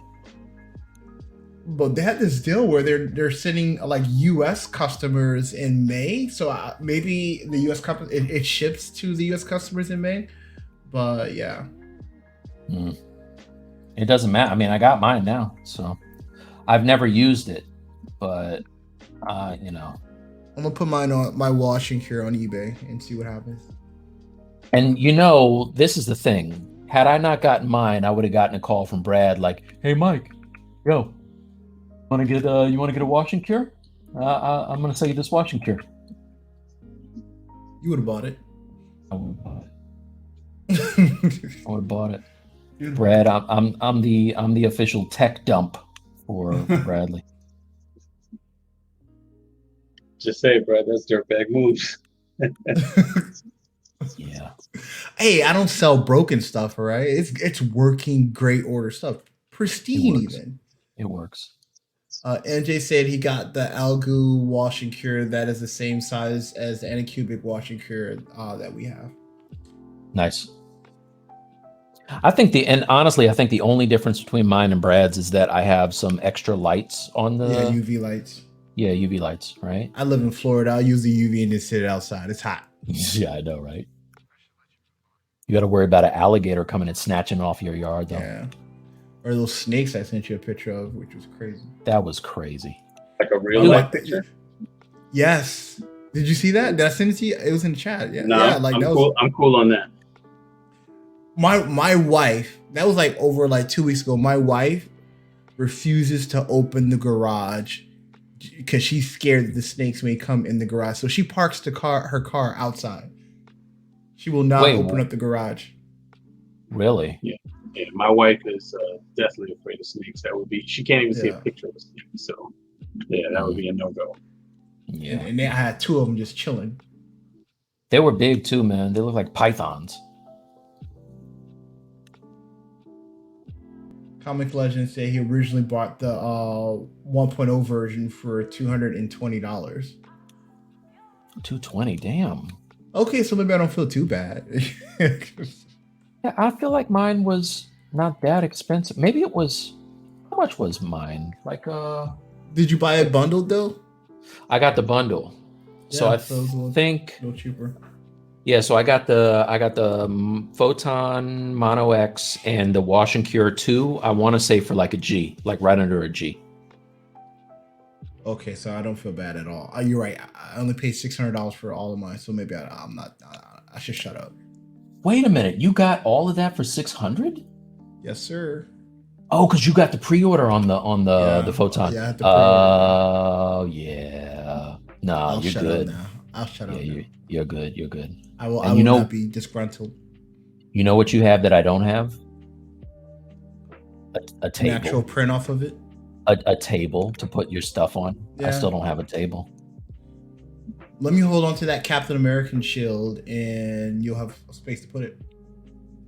I tell you what, I have an extra Captain America shield, the one that's behind me. I could we can barter something on that. Oh. Because I have a metal one on the wall. I got 2 shields. It's kind of silly. I don't need 2 shields. Yeah, but see, if I get that shield, the next door you're gonna see Florida Man take shield. Nah, you gonna be holding off Florida Man with that shield. Like, where's Bucky? All right, no spoilers, but yo, that Captain America, Falcon and Winter Soldier was so dope this week, man. It was dope. It was. That's all I'm gonna say. It was real woke too. Oh my God! Shut up! Don't say that. You're gonna scare people. You're gonna scare people away. MJ said his daughter had a snake fall on her from above or in his back door, which is crazy. Oh my gosh, that's crazy, dude. Oh, did you, MJ? Did you give your daughter the print yet? He's working on a print for his daughter, dude. MJ said he has extra tables if you want to trade for the shield. Yeah, I mean, shit, you pay for shipping. That's a deal, dude. That's a deal. I know the tables are probably going to cost more than damn Shield does. The shipping, anyway.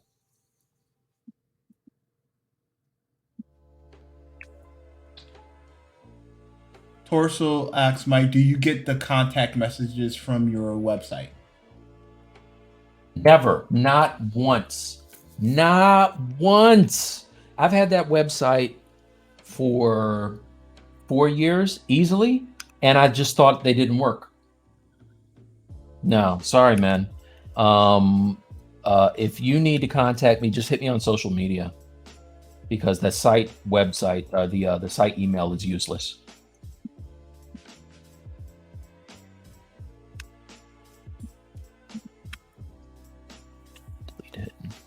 MJ, I hope and pray that your daughter has a blessed birthday on Tuesday. Happy birthday to her. Oh, that's awesome. Yeah, happy birthday early.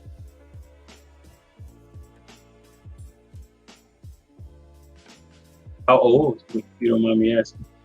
Nathan said Florida wildlife is crazy. Agreed.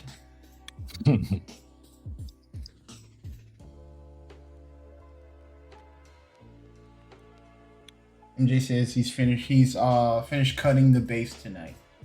Nice. Yeah, it was looking good last week, man.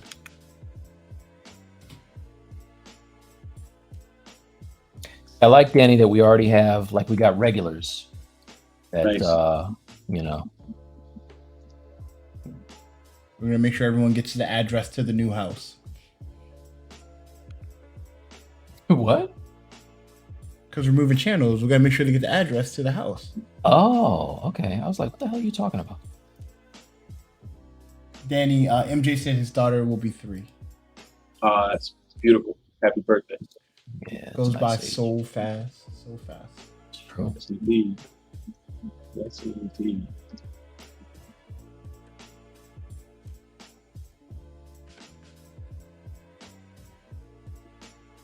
You know, my daughter who's 6 still likes to try to sleep in the bed with us. When you guys kids stop like trying to like sleep in the bed with you guys?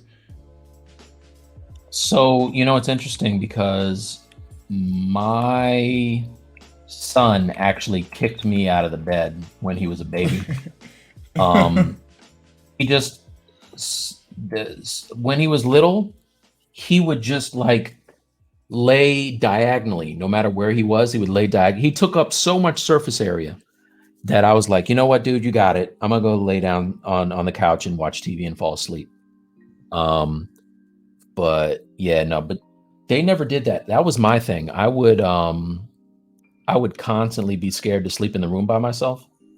So I would sneak into my parents' bed in the middle of the night, and they would wake up, and I'd be hugging that edge, boy, just because I didn't want to sleep in there. Yeah, I was gonna say I just had that same thing happen to me. Our youngest is 10, and I just had that same thing happen to me the other night. She was in a room with my wife. She's on the iPad and talking to my wife and whatever, and then I come sauntering in there at like midnight, and then she's sleeping there. So to the couch I went. Exactly. Yeah. That's me right now. I don't even try to move her. I'm like, you know what? Keep it. Yep.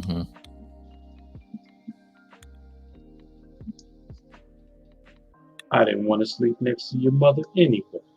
I'm gonna tell you said that too. You can tell her whatever. I know how to duck. I'm not scared. I ain't scared.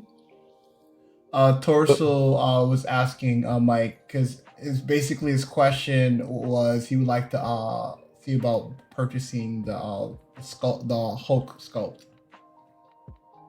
Yeah, so I'm not selling any of the digital files for my stuff, but I am in the middle of, I got shamed back into getting back on the mold process. So I'm making silicone molds for the legs now. I was putting like the wet clay on there to get half of it done. And I found that brushing on the silicone makes it, you use way less that way. So I have the upper body almost done, and now I'm working on the legs. I'll be selling resin pours of that. So, yeah. That thing is huge too. It's like 23 inches tall, 24 inches tall. Yeah, I'll pay $700 for that. It's a lot. It's gonna be a lot of resin, and I think what I'm gonna figure out how to do it so it's solid. So it uses a lot of material, but you know what? It feels premium as hell. It's gonna be weighty. Yeah, absolutely. That's one thing I don't like is light statues.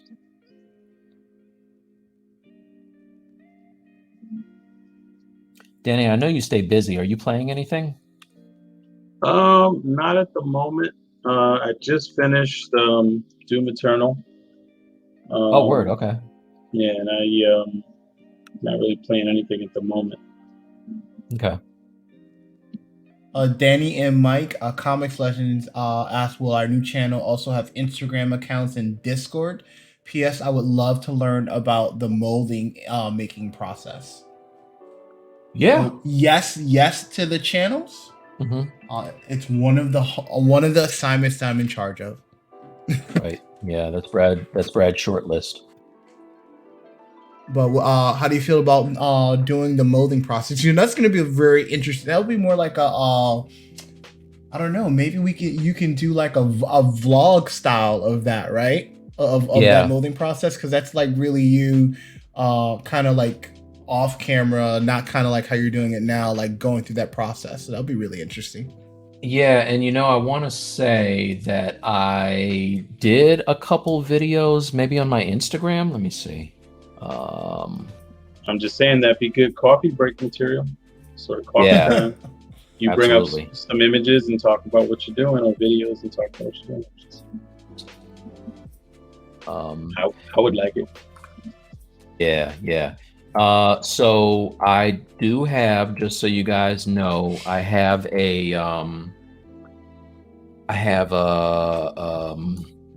degassing chamber, and I've been using that. So I mix up my silicone, put it in the degassing chamber. I have a video on, I think it's on my Instagram, of the process of that. It's kind of cool because it looks like Pepto-Bismol, and you get to see all the bubbles kind of come out of it. But yeah, no, I could totally do that.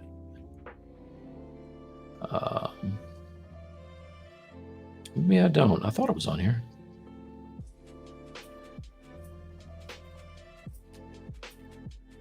Maybe it was Facebook.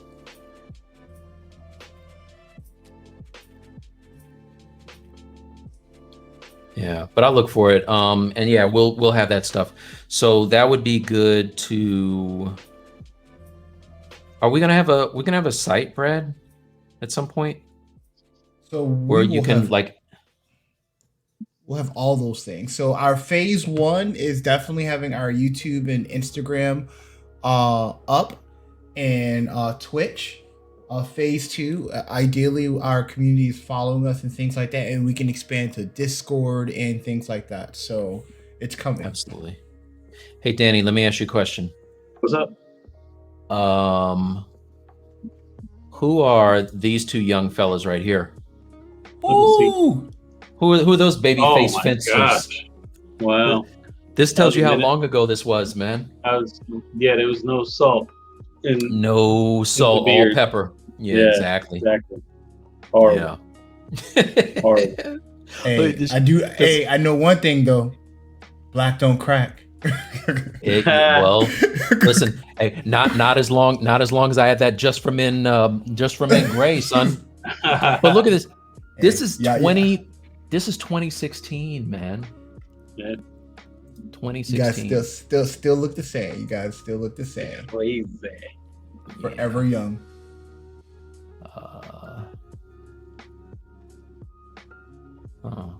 I like that Joker, Danny. It's coming along. Thank you, sir. Yeah, it is. It's dope. Yeah, see, I can't make a whole thing during the. This is going to be good for me, right? Because Danny's going to push me to not stretch stuff out for weeks and weeks and weeks. I'll have to just get it done, or else I'll just be kind of shamed. So I was sitting there earlier, like, I don't know what I'm gonna do on the thing tonight, because I was at work earlier. I was like, man, I got to do something. And then I was like, oh, you know what? I'll grab one of those sort of prefab planer heads from in here and just do a Joker bust. Nice. So I was like, I don't know what else to do. That's dope, dude. I always thought that would be fun. So you know what we should do, dude? We should pick something that we legitimately don't like, and we have to sculpt it. Right. Yeah. So I'm gonna get a whole lot of flaming right now. Prepare for this. It's gonna be a whole lot of hate. I personally, now this is just me, and I'm not knocking anybody who likes this because this is a giant thing. Okay. I'm scared now. What are you personally, I don't like, and get ready for it. I don't like Dragon Balls. That's just me. Lord. I don't like Dragon Ball, son. I think that it looks like little kids that are on steroids. That's just me, right? So the aesthetic of it always bothered me, but people love Dragon Balls, man.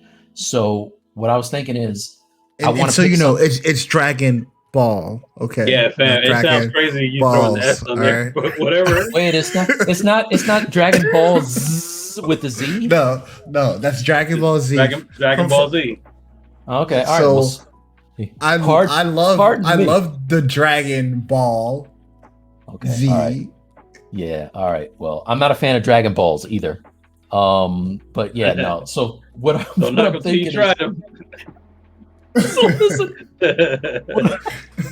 thinking is, we should pick something that we don't really love, and we have to sculpt it. And we got to go hard. We got to go hard on it, dude. How about that? So, hold on. Are you going on record and saying Dragon Ball is the thing that you are gonna do? Ooh. I'm gonna listen.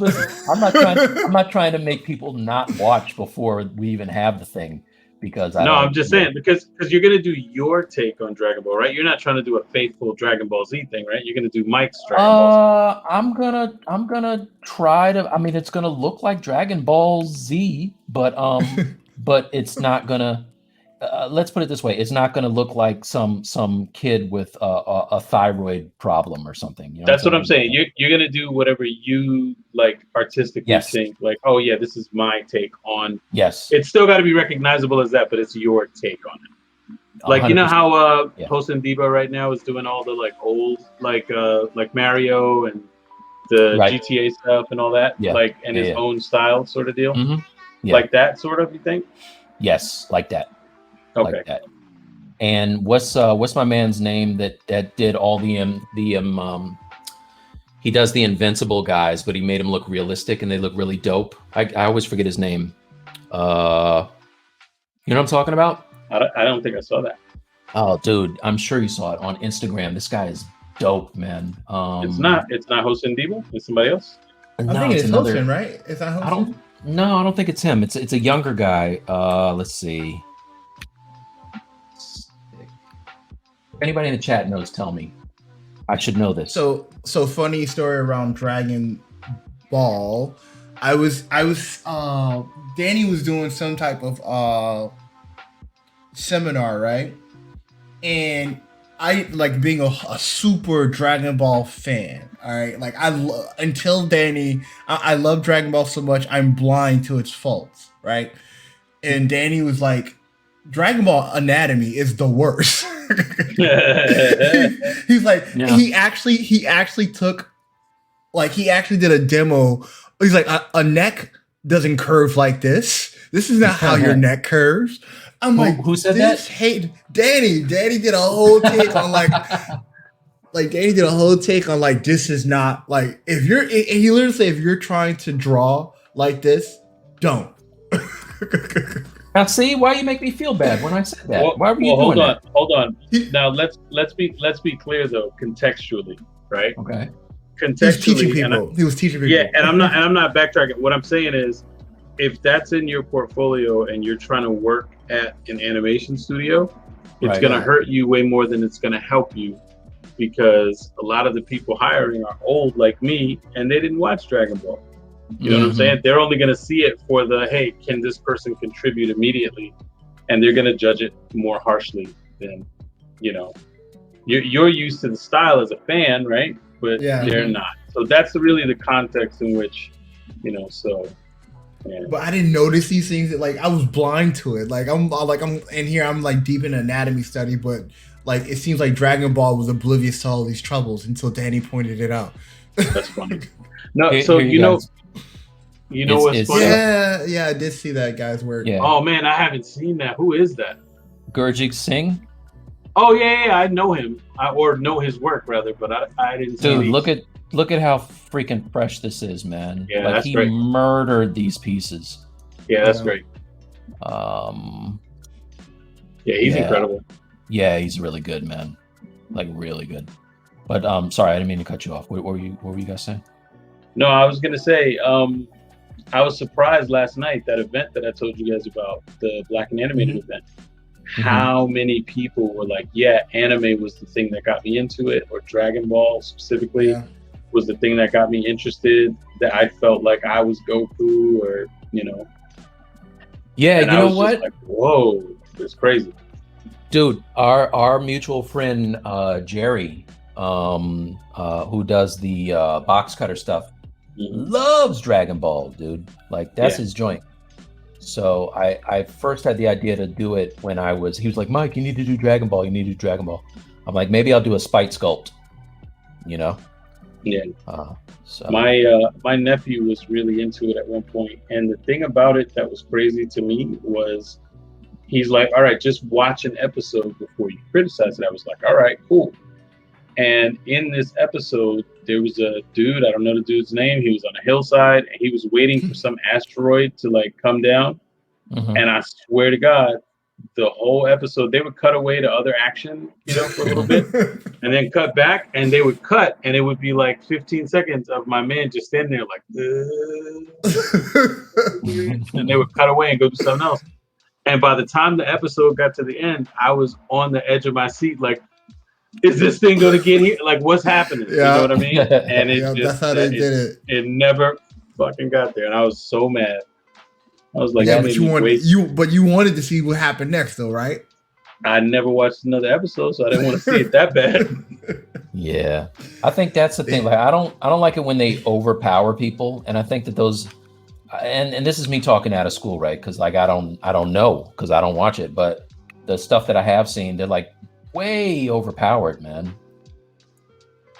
I just see a lot of the, like, not really a meme, but almost a meme-ish image of like, who would win in a fight, and it's like Superman and one of the Dragon Ball Z dudes, and I'm just looking like, all right, cool, I guess.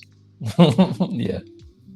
All right. So what would you pick? Because I know I'm as the thing I dislike. Yeah, let's be a little more politically correct. Maybe not dislike, the thing that you wouldn't naturally tackle. Yeah, yes, exactly. It wouldn't naturally be something I go after. Right. Gosh, I don't want to make people angry at us. No, I mean, if you like it, that's cool. I'm not judging you, right? Like, exactly. I'm allowed to not like it. Well, you're not really though. The internet. Have you seen the internet? You're not really. I've heard about it.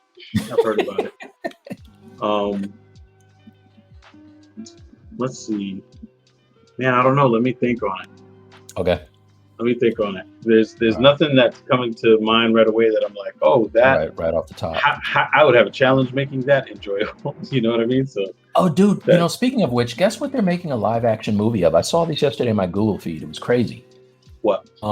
They are making a live action Powerpuff Girls. Oh, I did see that. Yeah, I did. Yeah. I did see. Yeah, I did see. Is that real, or was that an April Fool? No. I just saw this like yesterday. Crazy. Yeah, but the thing of it that's crazy is like I was looking at the I guess the girls that are playing them. It looks like it would be, if they weren't the Powerpuff Girls, they could easily be some kind of a band. You know what I mean? Yeah. So I don't know. Might be good. Sure. That's one of those where if they do it right, it would be such a home run. You know what I mean? Like they'd immediately greenlight like 4 of them.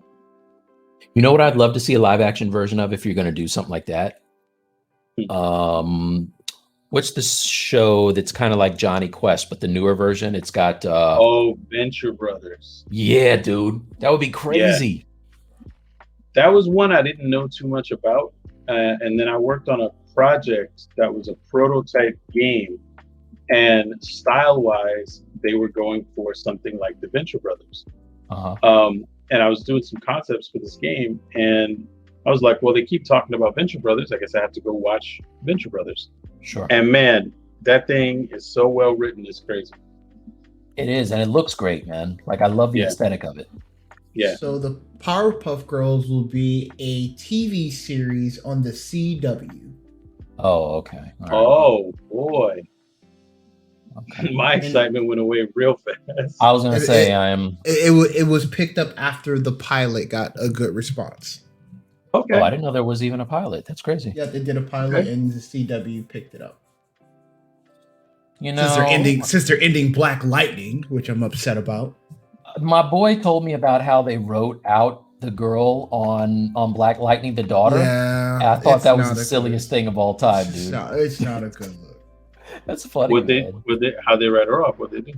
So you want to tell it, Brad? I don't want to. I don't know. But It might be spoiler. It might be spoiler. It's been a minute. It's been a while. It's actually been like 3 weeks. But if you're into Black Lightning, it's been 3 weeks. But they changed. They kept her, but changed her to a different actor.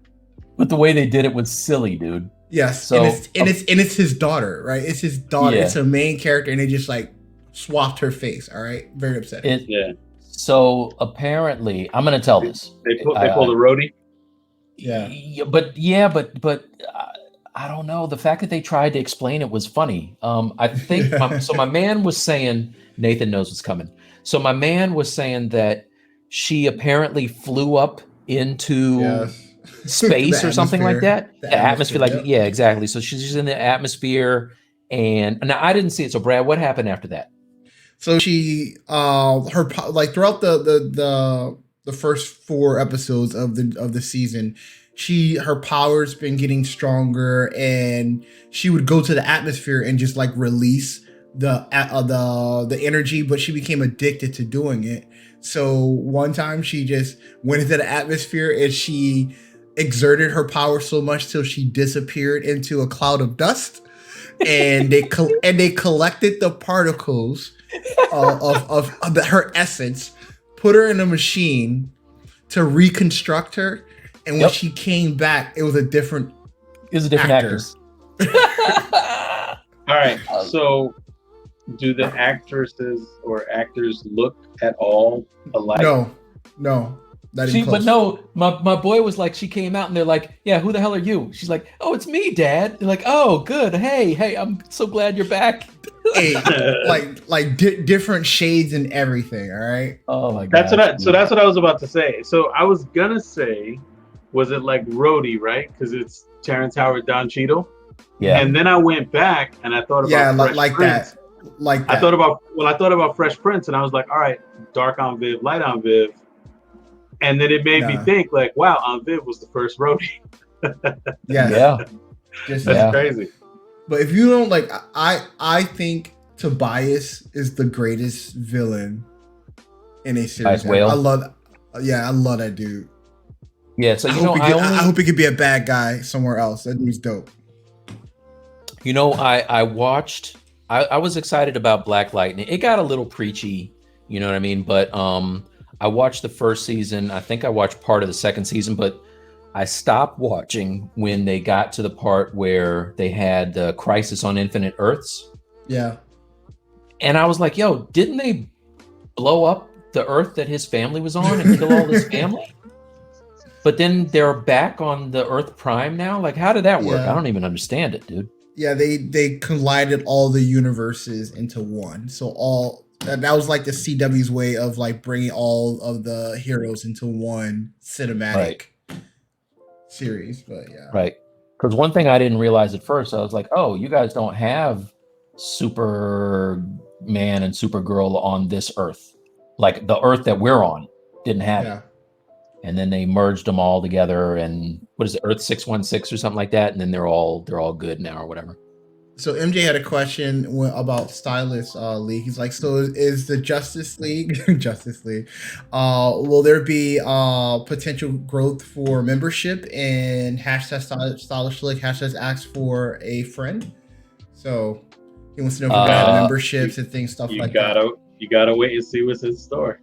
Yeah, definitely. We all did watch the Snyder Cut, so we know what Batman does. So we're not ruling out anything, but yeah, Danny's right. Yeah. You gotta tune in and see how that goes. We might have Martha show up. That's my mom's name. That's the I don't want to fight you anymore because our moms have the same name. That was the silliest shit I've ever seen in life. People were giving Josh Whedon a hard time, but we got to remember, Zack Snyder gave us the Martha moment. Okay, that was all him. You can't put that on nobody else. Really? Yeah, Batman vs Superman was all him. There was no Josh Whedon for that. Yo, that was silly. I forgot that was him, dude. That's all him. He gave us that moment.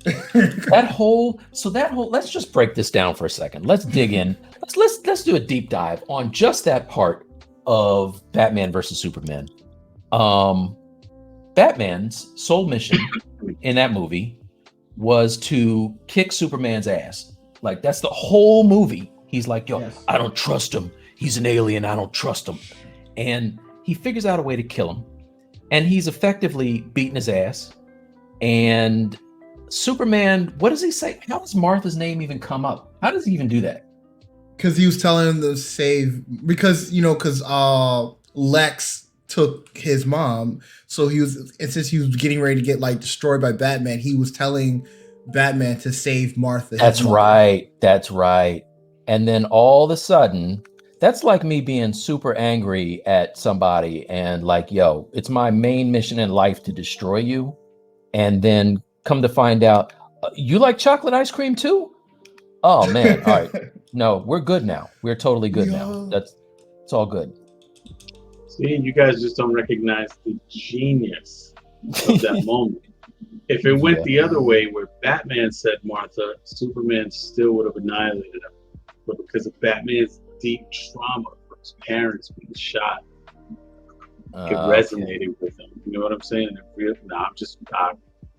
That shit was trash. It was trash. I'm like, wow, Daddy.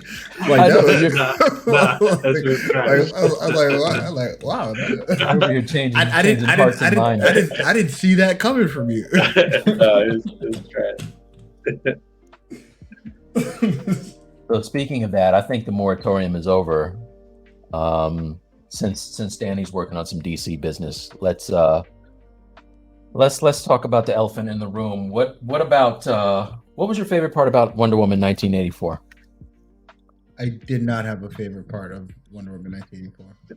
What was your least cringy moment in 1984 in Wonder Woman 1984?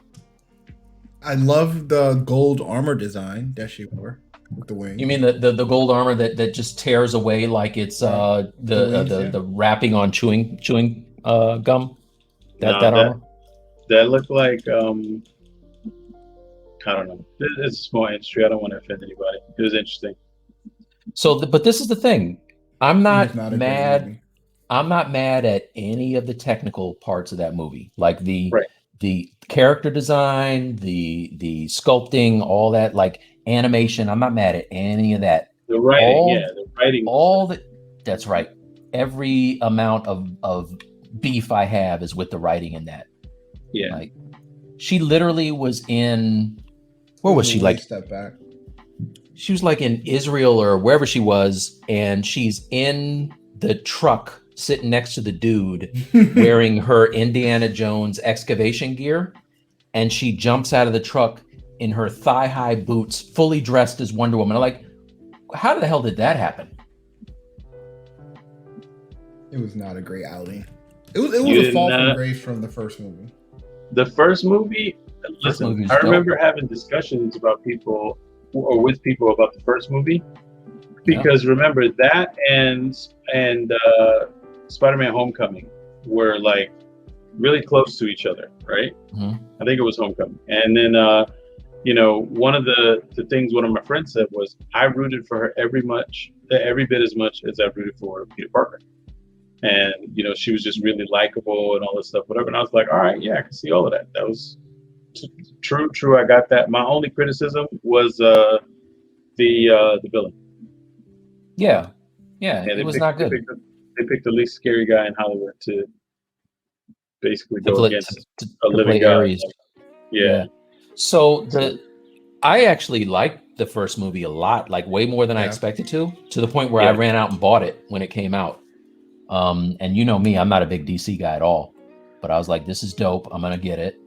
And so little known fact, Brad always gives me a hard time because I never talk, like he thinks I'm such a DC hater. I actually got HBO Max because I was excited about Wonder Woman 1984. I'm so sorry that happened.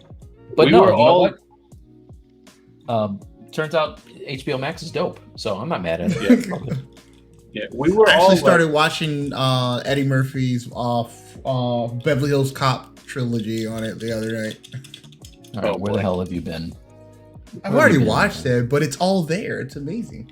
Okay. All right, then what were you saying, Danny? No, I was gonna say we were all waiting to see how Chris Pine ended up in the movie after the resolution. That was so ridiculous. Yeah, it's so ridiculous. Crazy. No. I was like, it's gotta cringy. It's gotta be flashback, right? But it's like the way they did it, I was like, oh god. So I still don't understand. Did he just take over some dude's mind and like he took over the guy's body, right? Yeah, he body jacked him. He body jacked him. That's not a good look. And actually, if you think about it, Wonder Woman took advantage of that poor guy not being awake in his body. Sure did. Without consent. Not consent. There was no consent there. He wasn't even in his right mind, as it were. He was underneath substances. To be fair, she wasn't aware of them. She didn't know. Well, she found out and she still was like, oh, it's my boyfriend. Nathan said her learning to fly. Oh my gosh, that was so. Oh wait! Listen, when she lassoed that cloud, what? I said, did she just lasso a cloud and propel herself forward? And my whole family was like, no, and I was like, rewind that, and we rewound that and happened. She lassoed a cloud. That's a good point. Listen, whoever wrote that, that's the favorite to end up so far in the watch party. Man, that was horrible. That was horrible. Bad. It's so bad I forgot that happened. Yeah. That's the thing. So you know what? This is the question. Is Wonder Woman 1984 so bad that it actually is good? No.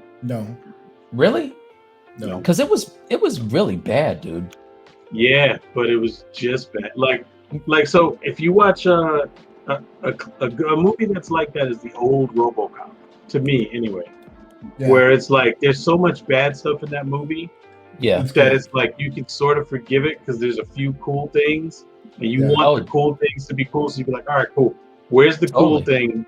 Where's the cool thing in Wonder Woman that makes you want to forgive it? See, this is the thing for me, right? Like I love movies and if there's something that to me would be just a bad movie if there were some redeemable parts in it, like you're mentioning, right? Like if it was just mostly bad and there was a couple of parts where I was like, yo, that's actually pretty good, I would be okay with it. But I can't think of a single part that I thought was good. You know what I'm saying? Like, and it's all writing. You know what I mean? Yeah. Like they made those decisions. Yeah. The kid who is literally on the Beltway in Washington, when his dad comes back from wherever the hell he was in the mind control wish machine, he runs into him in the field. Like, what the hell?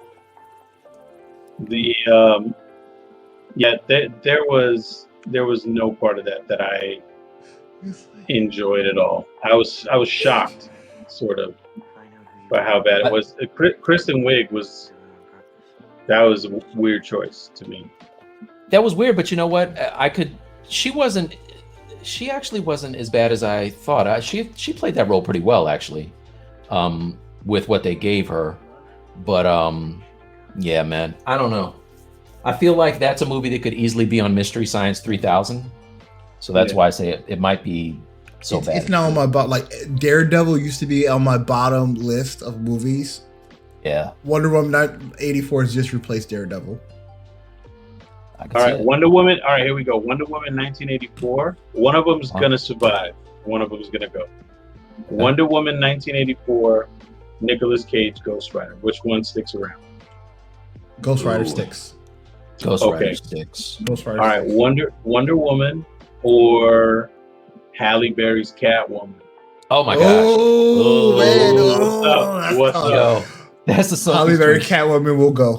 That's gotta go. You found one. That's crazy, right? You found something worse, dude. You found something worse. There you forgot go. that movie was around. There you go. Okay. And that's Wonder Woman 1984 or Elektra. I didn't see Elektra. I saw Elektra. Elektra was bad. Elektra was bad, dude, but I don't think it was as bad as 1984. That's deep. Elektra was bad. I don't know. That's a tough one, dude. I wanted to love Catwoman so much because that's back when that was Halle Berry prime, son. Like that was Halle Berry prime apex. Well, yeah, what? Yeah. No. I'm talking about when Halle Berry was the most attractive woman in Hollywood to me. That was around that time period. Yeah. Right? Am I wrong, Danny? Yeah. It's close. Yeah, it was close. Maybe that. Or what was that? We got to remember, Halle Berry was like a Hollywood starlet for like years and years. So yeah, that was still in her. That's certainly in that time. But man, even like before that and even after that, she was still just like a beautiful, beautiful person. You know what I mean? Okay, so tell me this and this is sounding real misogynistic, so I'm going to get off it. But Halle Berry in Catwoman or Halle Berry in Swordfish? Remember Swordfish? Yeah, I do. I'm trying to see where I want to. I'll take her in Catwoman. Really? Yeah, because now Swordfish. I don't remember either one enough. My problem with Swordfish is that Swordfish came after Monsters Ball, and it did. I didn't know that. Make me feel good. And the thing is, in Swordfish, she was like brief nudity for no reason. Like it made no sense for her to like it was like why Holly why do they have you out here like this now? That was terrible. You know what? That was terrible. Let's change the subject. That was awful. Yeah, we have another vote that Catwoman was the worst. Nice. So Catwoman, did the cats bring her back to life when she fell off the building? They breathed life back into her, or was that Michelle Pfeiffer? I can't remember which one did. That was Michelle Pfeiffer. I forgot. I actually don't remember how Halle Berry became Catwoman. I thought they kicked her off the top of the building. It's all the same stuff, though, right? It's like Jamie Foxx or Kristen Wiig in Wonder Woman or Halle Berry as Catwoman. Like they all start out as this nerd, where it's like, look at this person, they wouldn't hurt a fly, and then all of a sudden they become this maniacal villain.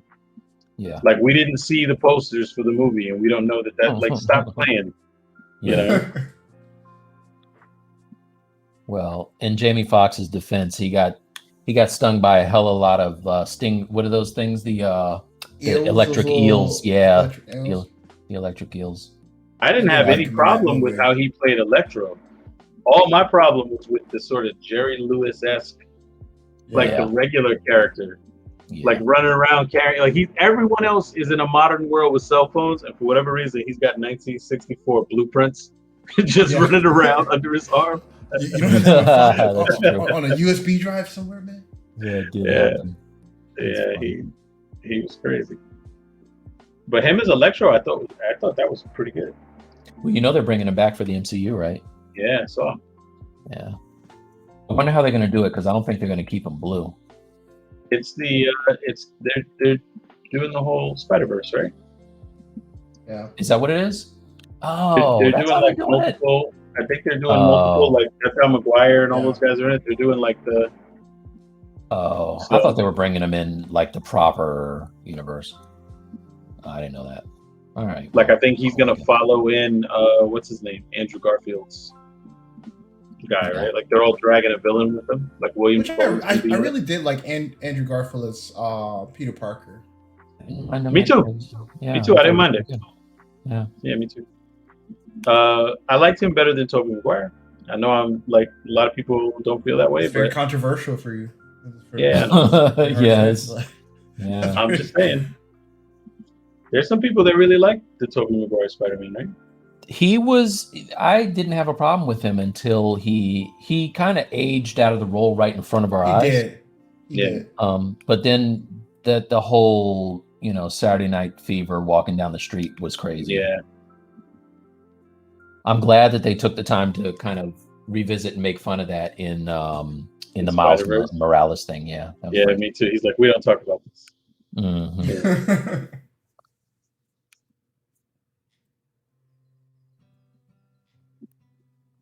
Yeah.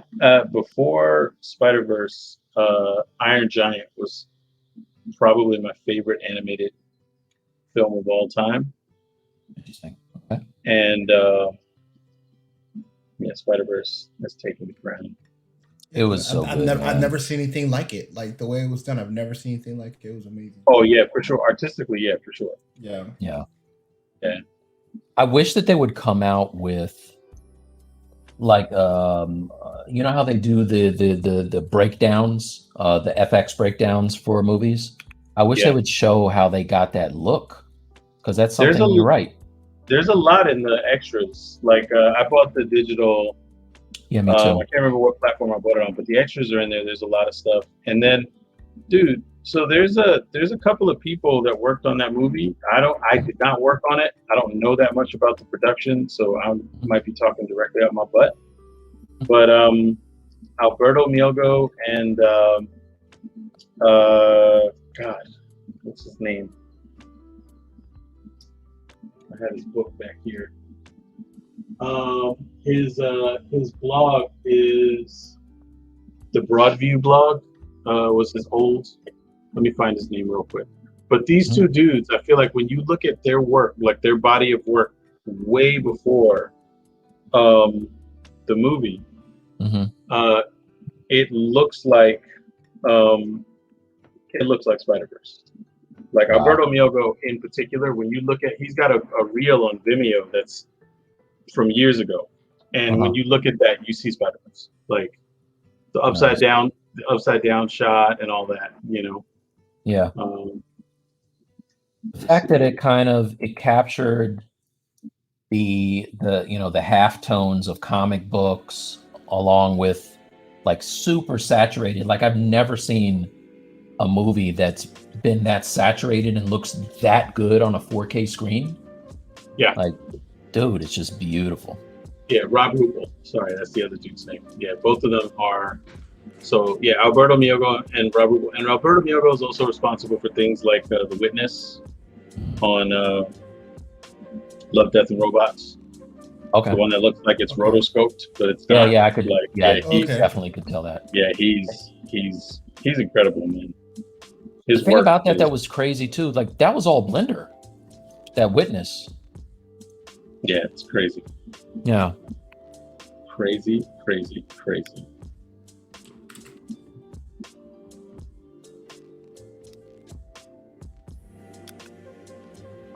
Falls said off topic, but what about Ninja Assassin? Oh, Ninja Assassin. You know what? I'm looking at that with rose-colored glasses, but at the time, I remember liking that. That was like the super violent movie that kind of had, that was kind of dope. I don't think I saw it. It's on Netflix. Yo, Netflix has, dude, they have everything right now. They have every Kung Fu movie I've ever loved. They got the Bruce Lee stuff on there. You know what I watched last weekend? Was 5 Deadly Venoms. Wow. Remember that, Danny? Yep. Yeah, I saw that when I was a kid, so I know you saw like a rerun of it. But yeah, man, that shit's dope. When I was a kid, anybody who like grew up in New York around the time when I did, like every Sunday afternoon, Hmm. there was a Channel 5. They used to have what they called the drive-in movie, and it was just old karate flicks. And in Hmm. the winter, Yeah, man, that thing was amazing. When it's too cold to go outside, it was amazing. yeah. I see Precious acting up. We had something called Kung Fu Theater, and the same deal every Saturday morning, right after cartoons. Dude, Yep. Kung Fu movies, so good. Yep. I was telling my boy the other day, I saw there's a movie with a woman. I got to figure out what her name is, but I think in the movie, her husband gets killed by the Yakuza or something, and she systematically goes and kicks the crap out of every dude she runs into, man. Like, I've Hold on, never seen. I'll be So right back, and then Okay, I'm man. going to tell you what my favorite one of those is. Hold on. I'm not sure Nice. who this pertains to, Oh, but No no Pain? pain said I just was just watching you earlier on CG Spectrum channel. Amazing work. Nice. Thank you. Yeah, Oh, that no, I was you, did Mike. You're on CG. Okay. yeah, so I filled in for one of the mentors this week. I did a live stream on Wednesday, I believe. So that was fun. Yeah, that's the school that I'm a teacher for, mentor.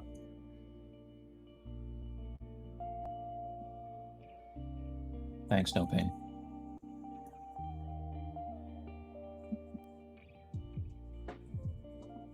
So, Brad, this is a good time for you to kind of rehash the all the news that we had for today. Sure. And yeah, go ahead. So, reminding everyone again about Mike and his Gumroad that's up for Anti-Venom. Pre-orders end at the end of the month. You can cop it now for $25.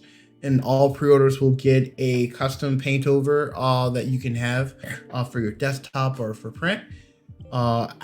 After this month, it'll go up to $60. So please pre-order while you still can. Sorry about that. And we also announced today the forming of the Stylus League. So look to in the coming weeks about more detail on the Stylus League. Please submit your questions to us in the comment channels. We're gonna look back through it throughout the week, and the person who poses the most questions pertaining to what they would like to see from the Stylus League and from the team will get to join us on a watch party to watch Mortal Kombat. Sure. So that is the roundup for this week. Big news. Yep. So it will no longer be Mike Drops Live. It's going to be the Stylus League going forward. And it's Brad, Danny, and myself are the Stylus League. So it's a major announcement. Yes, indeed. Mike, have you ever seen a movie called Lone Wolf and Cub? Oh yes, sir. You talking about the live action joint, right? Or the Yeah, live action. I mean, I know it's like been a manga, it's been all these things, but the live action movie, Brad, have you ever seen this thing? I'm Googling it now. Listen, I'm gonna spoil a couple of parts for you right now, but I don't think that they spoil it. I think that they make you want to watch it. Okay. There's a dude, he's, if I remember correctly, it's been a long time, but he's like a samurai and he falls in love with this ninja. They basically have like a Romeo Juliet forbidden love thing. She gets pregnant, they have a baby, and she's murdered by her ninja clan. And the guy wants to get revenge, but now he's this single dad out in the wilderness in Japan. And it's like feudal Japan, and he just kind of, the greatest thing ever on any kind of cinema, celluloid, whatever it is, he He's a bad puts man. in front of the kid, like a sword and a doll. And he basically says, choose. And it's like, if the doll's there, he's going to walk off and leave the kid with the doll to basically die in the woods. And the kid, like, you just see the hilt of the sword and a little baby hand that you can tell someone's just grabbing the kid's hand and like pushing it in the frame. You see a little baby hand like go in the frame. And he's like, And then you see him trying to train the kid, but the kid's like a baby. So he builds this like bamboo stroller, and you see him doing all these like martial art. He like push the kid a little bit and do all these like hand poses and stuff. And then eventually you see little baby hands coming up just like this. And you just see him like starting to mimic all of his little poses and styles and stuff. And eventually it gets to the point where this dude is like training this baby, like absolute baby, to be this really rough, tough, rugged little fighter. And it's funny, but it's amazing. And the climax of that movie has one of the coolest things ever in cinema. So I'm gonna double back to it, but we got a really good question for the two of you guys, and I would ask that each one of you take a little time to answer this very important question. Okay. And this question is from No Pain. I am seriously contemplating enrolling in CD Spectrum just to learn from one of the greats like you and Mike. Do you have any pointers for a student who is interested in 3D modeling? So I will start with you, Mike, and then we'll go to Danny. Let's start with Danny. Okay. Let's start with Danny. Danny? All right. Here's the thing. So I've taught at schools and stuff before. And the thing that I always say to people is like, yeah, there's a social aspect to school, which is great. But the main reason why people are there is because you haven't developed good taste yet, or you don't know shortcuts yet. And what I mean is there is literally nothing you're going to learn in most school environments, whether it's online or physical brick and mortar or whatever, that you can't learn for free on a YouTube or people's websites or blogs or whatever. You can learn so much, and you can reach out and talk to people directly. The thing is, there's so much information out there, you don't know what's good information and what's bad information. So as someone who's a novice looking to get in, it's confusing sometimes. If you had like the discernment to go, hey, this is good and this isn't, then you would know what to discount. But I'm gonna tell you the cheat code for that. The cheat code is you look for people whose work you really, really admire and like that also have educational content. And that will be the cheat code, especially if they're working professionals and especially if they've worked on properties that you'd like to work on, right? Then I think that when you see people who have worked at this company or worked on this project or just you admire their work, you can find, if you can find educational material from those people, then I think that's a cheaper, more economical way to get in. I've been working for about 24 years, and I've been in a lot of rooms where we're looking at reels and trying to figure out who to hire and all that. Never, not one time has a degree made a difference, right? It's always been the work. It's always been the reel and the work. And the other thing is if you have a relationship with someone. So if you've worked with somebody before, that really helps because they can vouch for you. If you even have a relationship with that person online, you know, reach out, make connections with people online. I like your work, or, you know, great piece or whatever. You don't have to be like stalkerish about it or whatever, but just make that connection with people. And when you go to apply, it will actually make a difference in the room. They go, oh, I know that person. They're not a weirdo, right? And people, I've seen it and I've done it myself where you vouch for other people or whatever. So there's a lot of shortcuts. You don't need to do it the old school way anymore where you go, if you're gonna like teach academically seriously at an accredited institution one day, then sure, go get your degree, go get your master's degree after that, right? Because that's what will fast track you for tenure and things like that for later in your career.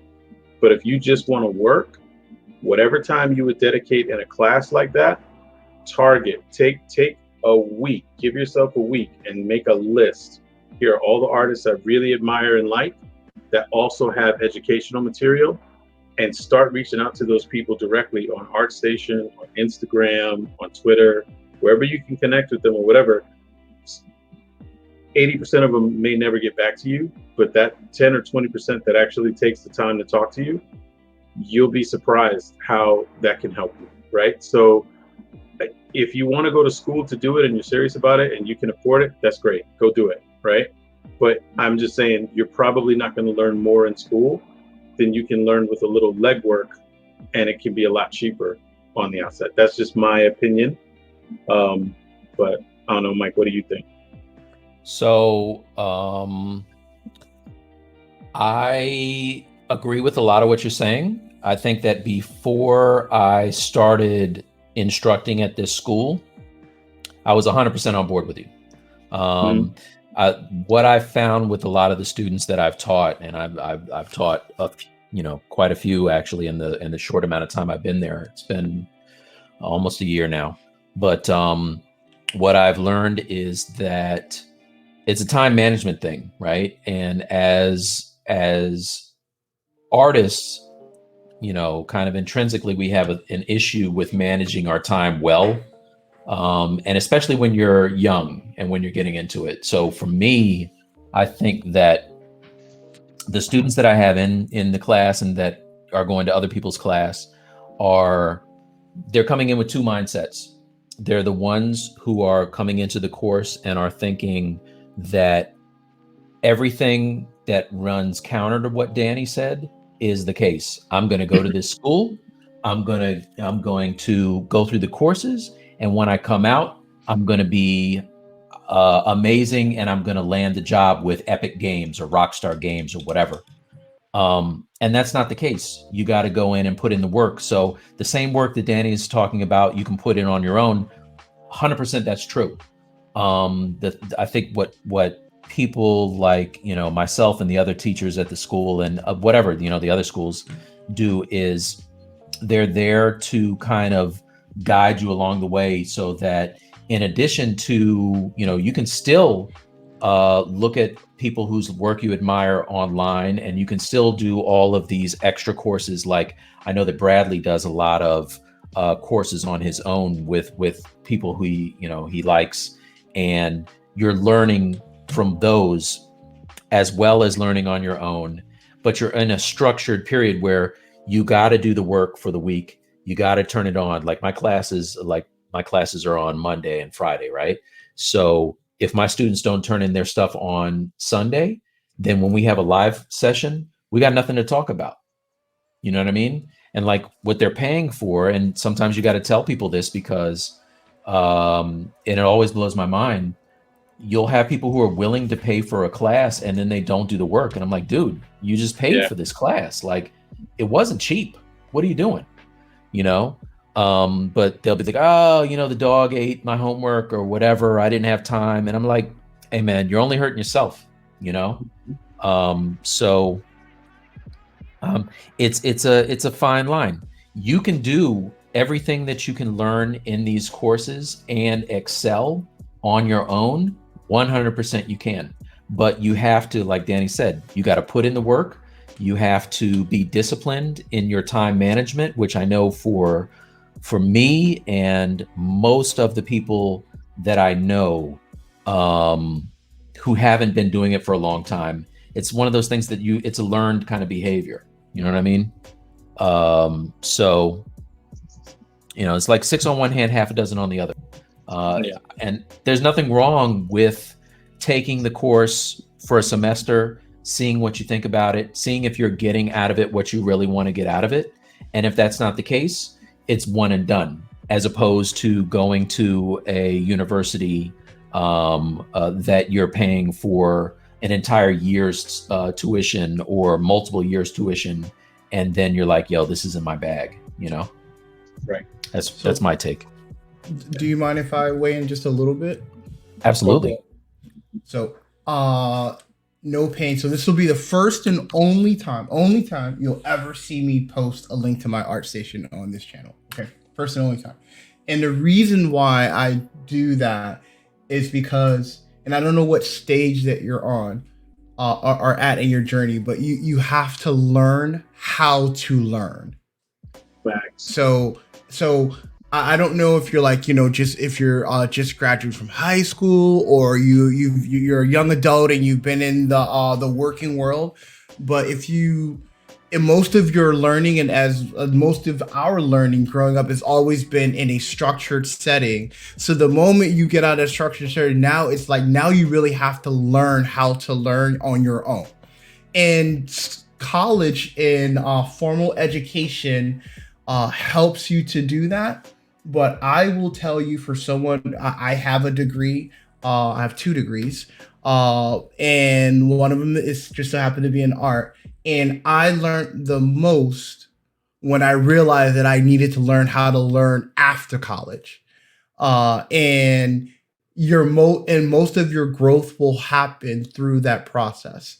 And I am pretty much a self-taught person. Is self-taught meaning that I looked up, like Danny and Mike said, I looked up artists that I wanted to follow and I wanted to look and strive. And then I was like, if I like video games, I need to know about video game development and their workflows and the tools that they use.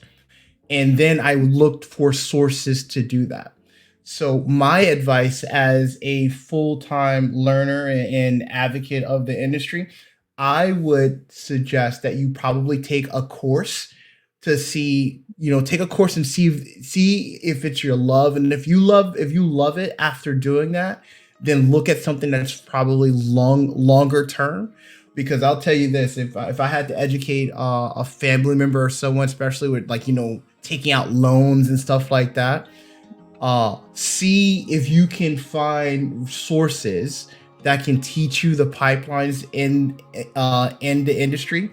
And if you can find those sources, great. And if you find a great school that's connected to the industry, and that's really important, a school that's connected to the industry, that would be a great investment as well. Right. Yeah. So like piggybacking off of things both of you said,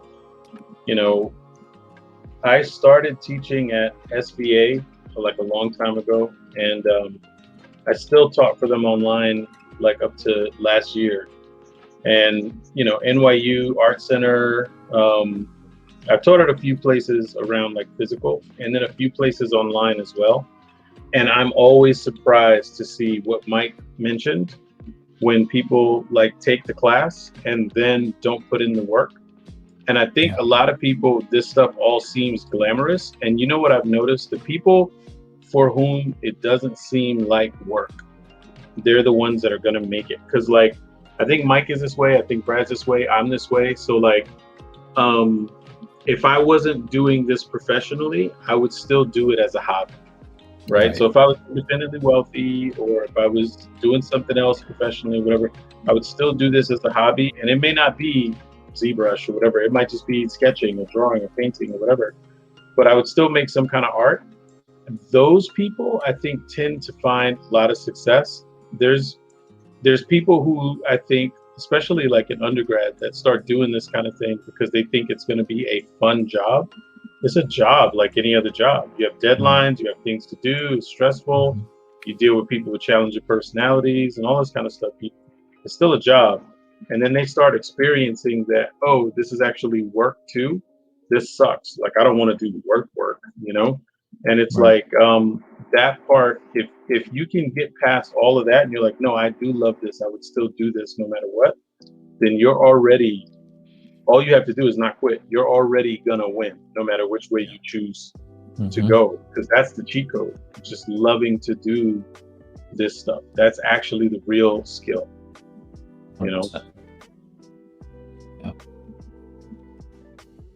So that's really good advice. And see, this is the thing that I think made us all gravitate towards each other, and made us think that the idea of the Stylus League was a great idea, is because we're all coming from different points of view, but we all have a love for artwork and, the digital side of things, and this kind of advice is fantastic because you're getting it from, I mean, how many collective years do we have in this, man? Like, you know, in some sector or other, so many collective years. And then the great thing that Bradley brings to it is he started off as just a fan of Danny and my work, and you know, it's turned into a thing where we're seeing it through his eyes as well. You know what I mean? So this is good stuff, man. This, if you're not already, you know, definitely follow. Give us a follow on all our. You're gonna learn a lot too. It's so one of the things that he just No Pain said, I need to learn how to 3D model so I can make my characters featured in my favorite games. And I would tell you to stay tuned, keep watching, keep learning, and you'll definitely get the secrets to help you be successful. Yeah. One more thing on that. Look at people you admire's habits, right? So I'll take a name that we all know, right, and everybody admires. You take Grissetti, right? Yeah. And if you look at his habits, and I don't mean even artistic habits, but I mean like it would be very easy for somebody like that, right? Like God of War art director, like, you know, big dog, big wig, whatever, to just rest on his laurels, right? But you ain't never going to catch that guy. You know why? Because whatever level you're getting to, he's also working really hard to get to another level as well. That's right. And you know, the real trick is when you get older, you realize, oh, you know what? I don't have to catch that dude. I just have to not stay in the same place. I'm racing against me yesterday, not him now. Right. And that's the real trick. So just constant improvement, and look at their habits and how they improve. And that's another way to get like a cheat code. It's learning how to learn, like Brad said. Absolutely. Yeah. And wanting to progress, you know, like we talk, you know, we see what people are doing, right? And we know people who are like Danny's talking about, like a Grissetti, like you know, a Sosa or Daniel Bell or, you know, Joe Minna, what have you. Those guys are constantly trying to outdo themselves. And that's one thing that as an illustrator, I always felt this way. And I know that this is the same mentality that my, you know, my brothers in the Stylus League feel the same way, is that you are only as good as your last piece, right? So you can do something that, like, I could do this Venom and be done with it and say, hey man, I did it, and put that out there, and then just decide that I'm going to put out garbage after that, right? Or I'm just going to coast. Maybe I don't get any better, but you know, after a while I start getting worse because I'm not challenging myself. And so everybody that we know that is really killing it in the sculpting game and animation game, you know, in Blender and whatever, these guys all are hungry. It doesn't matter how old they are. They're hungry like they are just starting out, you know? So, yeah. I would say try a semester, No Pain, and see what you think. The price isn't like super prohibitive, but you know, you'll find out that maybe it's for you, maybe it's not for you, you know, but at least you'll know, you know. Yeah. And look up your instructors too, depending on where you're going to study, right? You sometimes have people that have been teaching for a long time, and they might have been in the industry 10 years ago, 15 years ago, and now they're like teaching exclusively. And you want to make sure that you're learning things that are up to date, because this stuff always moves. Like, you know, I think for all of us, why we don't mind sharing whatever we know how to do today is because we know next year we have to learn how to do new stuff. Yep. Right. Yeah. So it's always a moving target. So like if you find people that are like working professionals now that are teaching on the side, that's actually a really good thing most of the time, you know? Yep.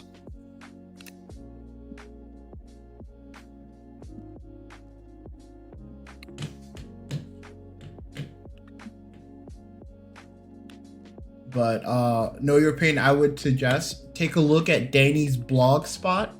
blog gosh, on ArtStation. Because Danny, he said that he would look up some 3D courses and stuff like that. There's some jewels on Danny's ArtStation on the blog area that you might want to really check out.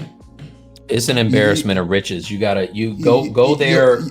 Go there, and you'll see how far. I would advise you go there and see how far you can go off of that.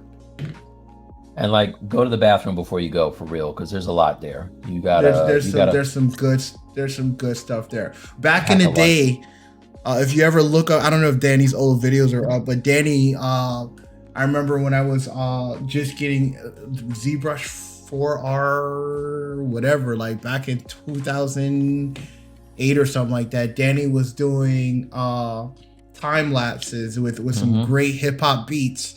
And I learned how to model by watching Danny's time lapse. That's how I learned how to model. It's funny because you know what, Danny always talks about seeing my stuff when he's like when he was in New York and whatever, going getting on the subway. But for real, when I found you on Vimeo and I was looking at your videos and I was listening to the music and everything, and I reached out to you, like when you reached back, it was like I geeked out a little bit because I was like, yo, this is the dude who I've been watching his videos and he's doing this incredible stuff. And that's when I was learning ZBrush. So it goes both ways, man, for real. That's crazy. Because up until, and I know Danny didn't invent it, but up until I saw Danny, his approach when he would take the 3 balls and line them up like you know, kind of like a spinal cord, and he would take one, like the way he broke it down and simplified the process, because whenever I was learning, it was always these completed pieces, these big completed pieces, full body, full everything, and it's hard to take in information when you're taking in so much at one time. But Danny had this approach of, he started with this ball, then he moved to the torso, then he connected the torso to the hips, and then he threw in the arms, and piece by piece, like that's how I in some respects I still model that way to this day. But that's how I learned how to model, to answer Danny on No Pain's questions. Like, he wanted to learn how to model, and I would tell you that there's some sources out there, but I would dive into Point Pusher. Look Point Pusher up. You might go further than you think. Yeah. Why don't you do me a favor, Brad, and post up his Vimeo page. I'll do it right now. And his ArtStation. You guys are too kind. Thank you. No, that's but what Brad was just describing. That's what I mean about the stuff that when I used to look at your work, that was the thing that used to get me, where it was like, how do you do this? Because you couldn't see process at the time, right? And it was like you only see the finished thing, and I'm like, how the hell do you do that? Like, that's crazy, you know? So yeah, it's funny. It cuts both ways, because I told you I got screamed at on YouTube by a dude because he's like, you know, you're doing the paint, but you don't draw anything. Why don't you did you ever learn how to draw? I'm like, dude, I'm really old, man. Like, I've been doing this a long time. Yeah. I got an hour to do this. Do you want to watch me sketch something, or do you want to watch me paint, you know? Yeah. Yeah, and it's like, for me, that's something I'm looking forward to out of this. Like, you know, like in all things, right? You're doing some things out of just selfishness. Mm-hmm. And one of the selfish things I'm going to get out of this is seeing you work, right? And learning how you think about things and how you look at things. Because I already know from like the sculptural side, we approach things really differently. But I learn when I watch you, and I learn like watching you do stuff. And I really want to see your painting process too. You know what I mean? Along this sort of journey, and pick that beautiful brain of yours, you know? Nice, man. Yeah, it goes. That's what I'm in it for. You know that's you got a preview of that last weekend. I'm telling you, like this thing with Danny doing Blender and showing us how to make use not Eevee, what's the other one? Cycles. Yeah, use cycles to make dude, it was just like, yo, I need to get this in my life right now. So yeah. It's I'm sure there are people out there that know Blender way more than me. I'm way more traditionally of like a Maya person, but man, Blender it's pretty enticing. Even the way that you were jumping back and forth, you were like, so the thing, you guys weren't there, but the session that we were kind of doing, it was dope because Danny was like, okay, wait, here's how I would do it in Maya, and now here's how you get, a very similar result in Blender. And for somebody like me who has, for the longest time, I was like, okay, well, I don't know. I don't know if I'm ever going to get into Blender because I don't have to. And then every day I would see, okay, now, Epic is using is behind Blender, and this studio is using Blender, and everybody's like all into it.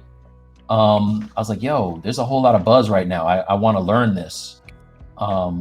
So for you to show me that, and it's funny because Danny is always like the canary in the coal mine for this stuff. He hit me up. You hit me up one time, and we're like, yo, Mike, I'm just gonna let you know. I'm gonna let you know right now. You need to get with this Substance Painter. And that was a while ago. But I was like, yeah, word. He's like, I said, I don't know. I poly painting's kind of. He's like, no. You got to get into this Substance Painter. Yeah. And he wasn't wrong, man. So then he did the same thing for Blender. So I'm like, all right, yeah, I got to learn this. Danny, I'm sure you know this, but I'm gonna just let you know. Man, you got 136 videos on your Vimeo. That is just crazy. Great, damn. Of knowledge. Damn, dude, that's a lot. I'll show you something else. Hold on. See if I can log into my damn Vimeo.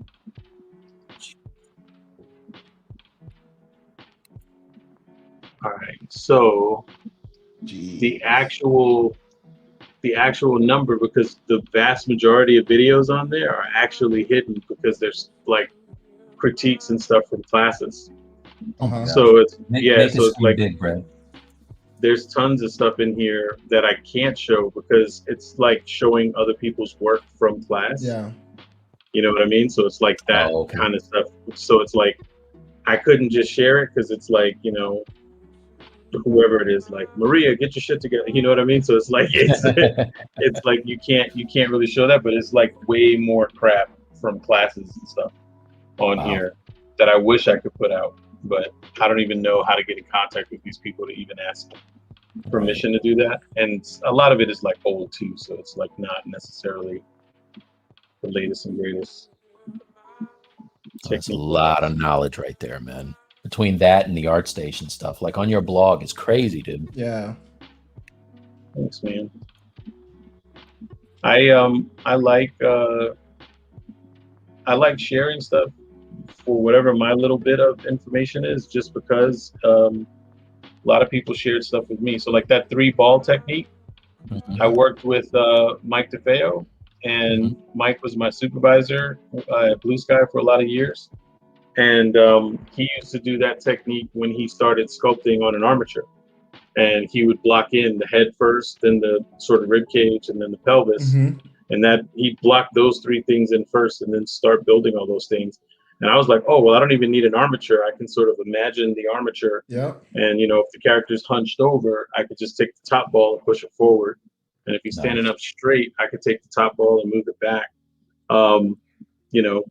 But it's like, it was just a digital version of what he was doing. 99% of anything that I know came from that dude. So nice. That's just the. Well, you definitely paid it forward, man. Yeah, that's good stuff. We got Comics Legends says Marmoset Toolbag is also doing something similar to Substance Painter. Yeah, no, I saw that. Yeah. I just upgraded to the latest version of Toolbag. There's a lot in there that I don't know. You know what I mean? Like that's another one of those applications that I really need to start using more so I get comfortable with it. Yeah. The other painting tools remind me of early Substance Painter before they changed it, like their new UI and setup and stuff like that. They keep going. They're going to catch them. Yeah. And yeah, I think these days I'm just really, really rooting for Blender to be good because um, I love that it's free. You know, Mm-hmm. I get it. Everything can't be free. Like people are paying for development of tools and stuff. But I love that that one's free, so the access is there. Mm-hmm. And I don't know. I've been in situations where we've had people that didn't know the software, but their work was so good, like the software we were using at the studio, but their work was so Mm-hmm. good that you go, okay, cool. We know built into hiring this person, there's going to have to be a little bit of training. And it's rare. Most of the time, they want you to hit the ground running. But if your work is good enough, you know, it can totally happen. So, Okay, so there's another question from No Pain. So let's see, let me summarize this a little bit. He would like to know which program should he start using to begin his 3D modeling journey. I mean, I think Blender is probably a Yes, good place to start. I would suggest that as Just well. just for the fact that what Danny is saying is true. Like it's crazy how much it does for the low price of free. You know what I mean? Like and especially if you're just learning, right? So I think So that Danny, may I uh, ask that you do a quick sculpt in Blender for us? a quick he, sculpt in Blender. Let's see.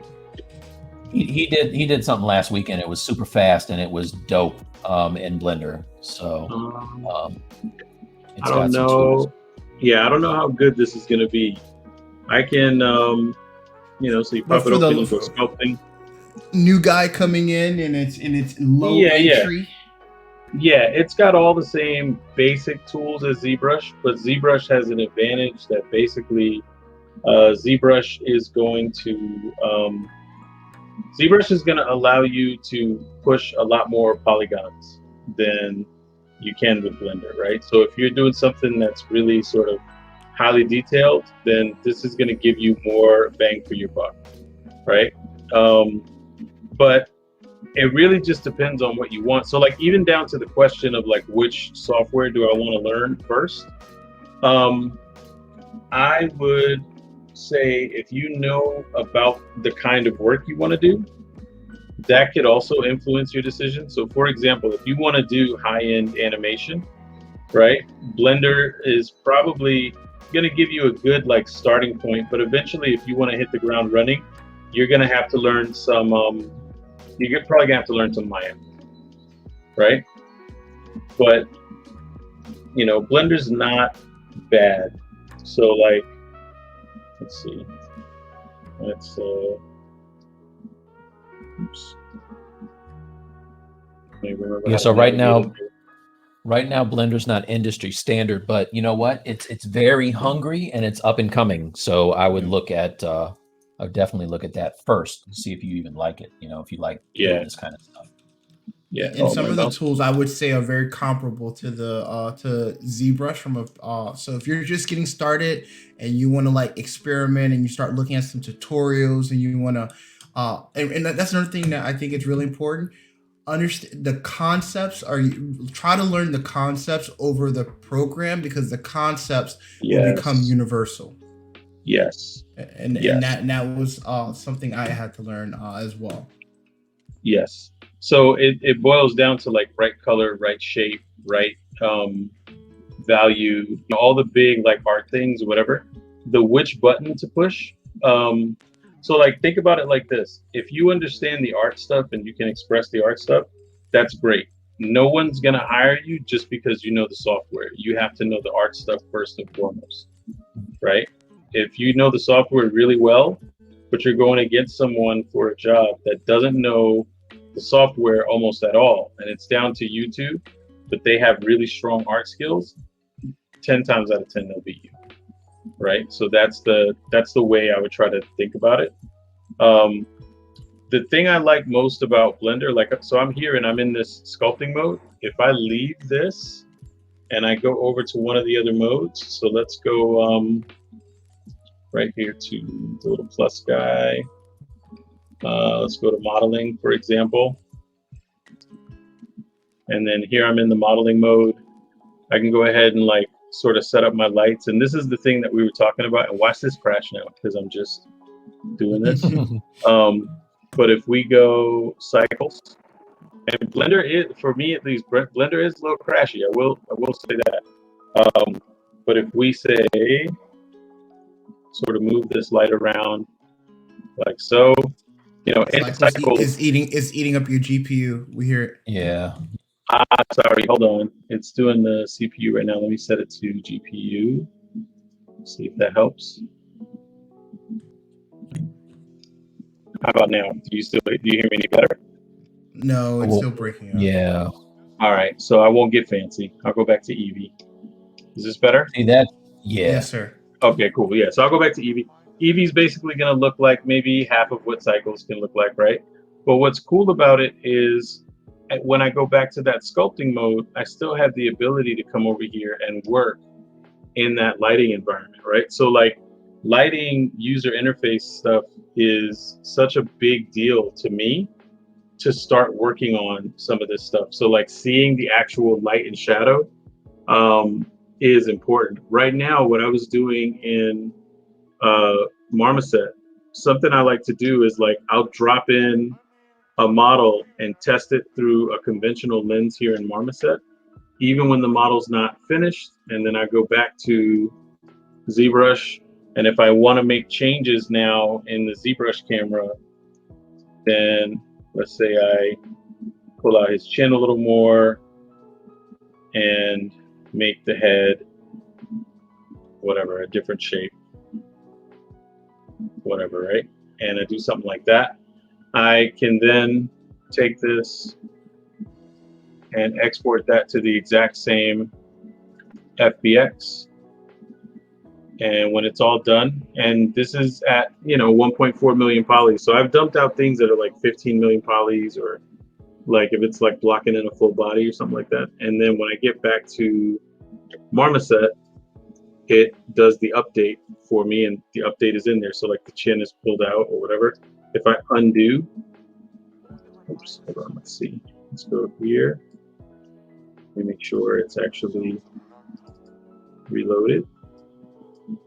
All right, it's thinking now. Yeah, there you go. So now the chin is sort of pulled out, and I could still see it in another lens. So I can like work and still see it lens properly and see it with the beginnings of some materials on it or whatever.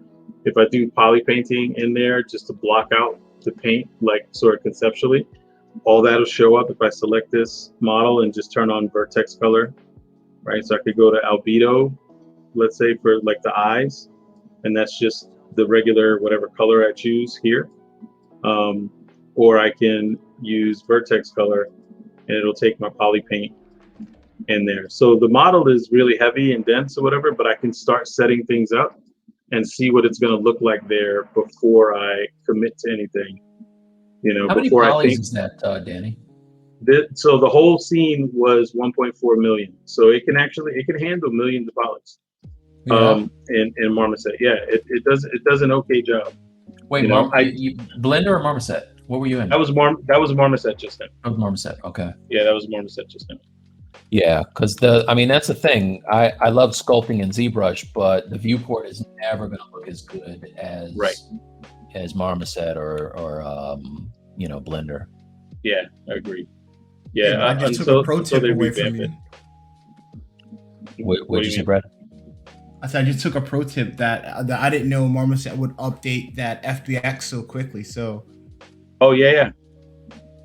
Normally it doesn't. Like if you don't go back to it too quickly, like if you wait a second between, I went back to it too quickly, it will do the update when you go back, which is kind of nice, So yeah.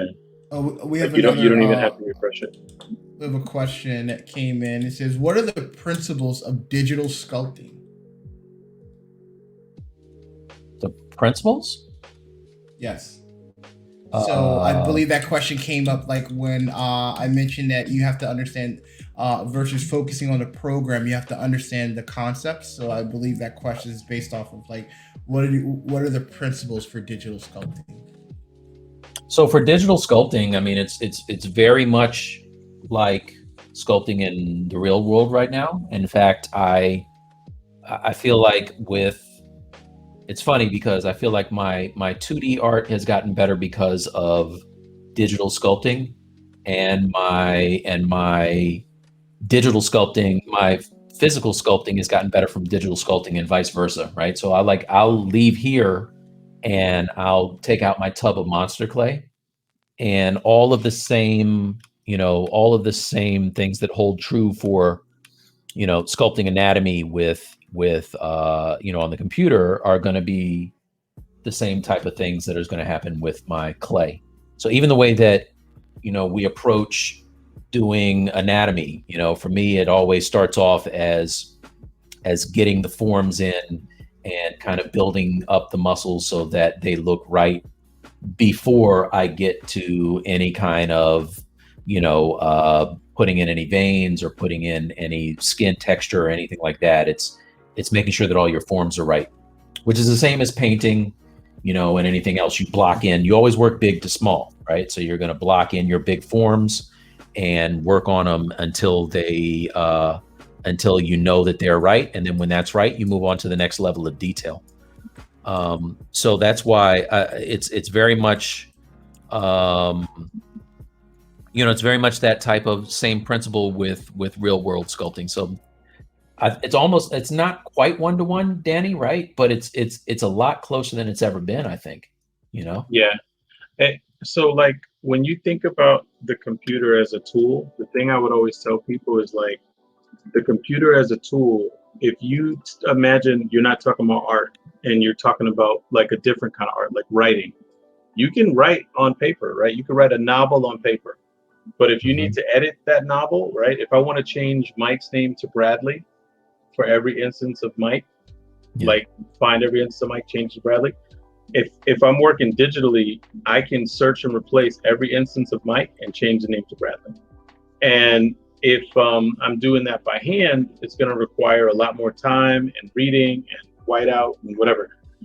But the process, the creative process doesn't necessarily change, only the editing changes. And it's the same thing with this. So like Mike's saying, if you work with physical clay, you are forced to work big to small. So I have to figure out the curvature of the brow to the cheek because the eyeball sits between those things. And I have to figure that out first.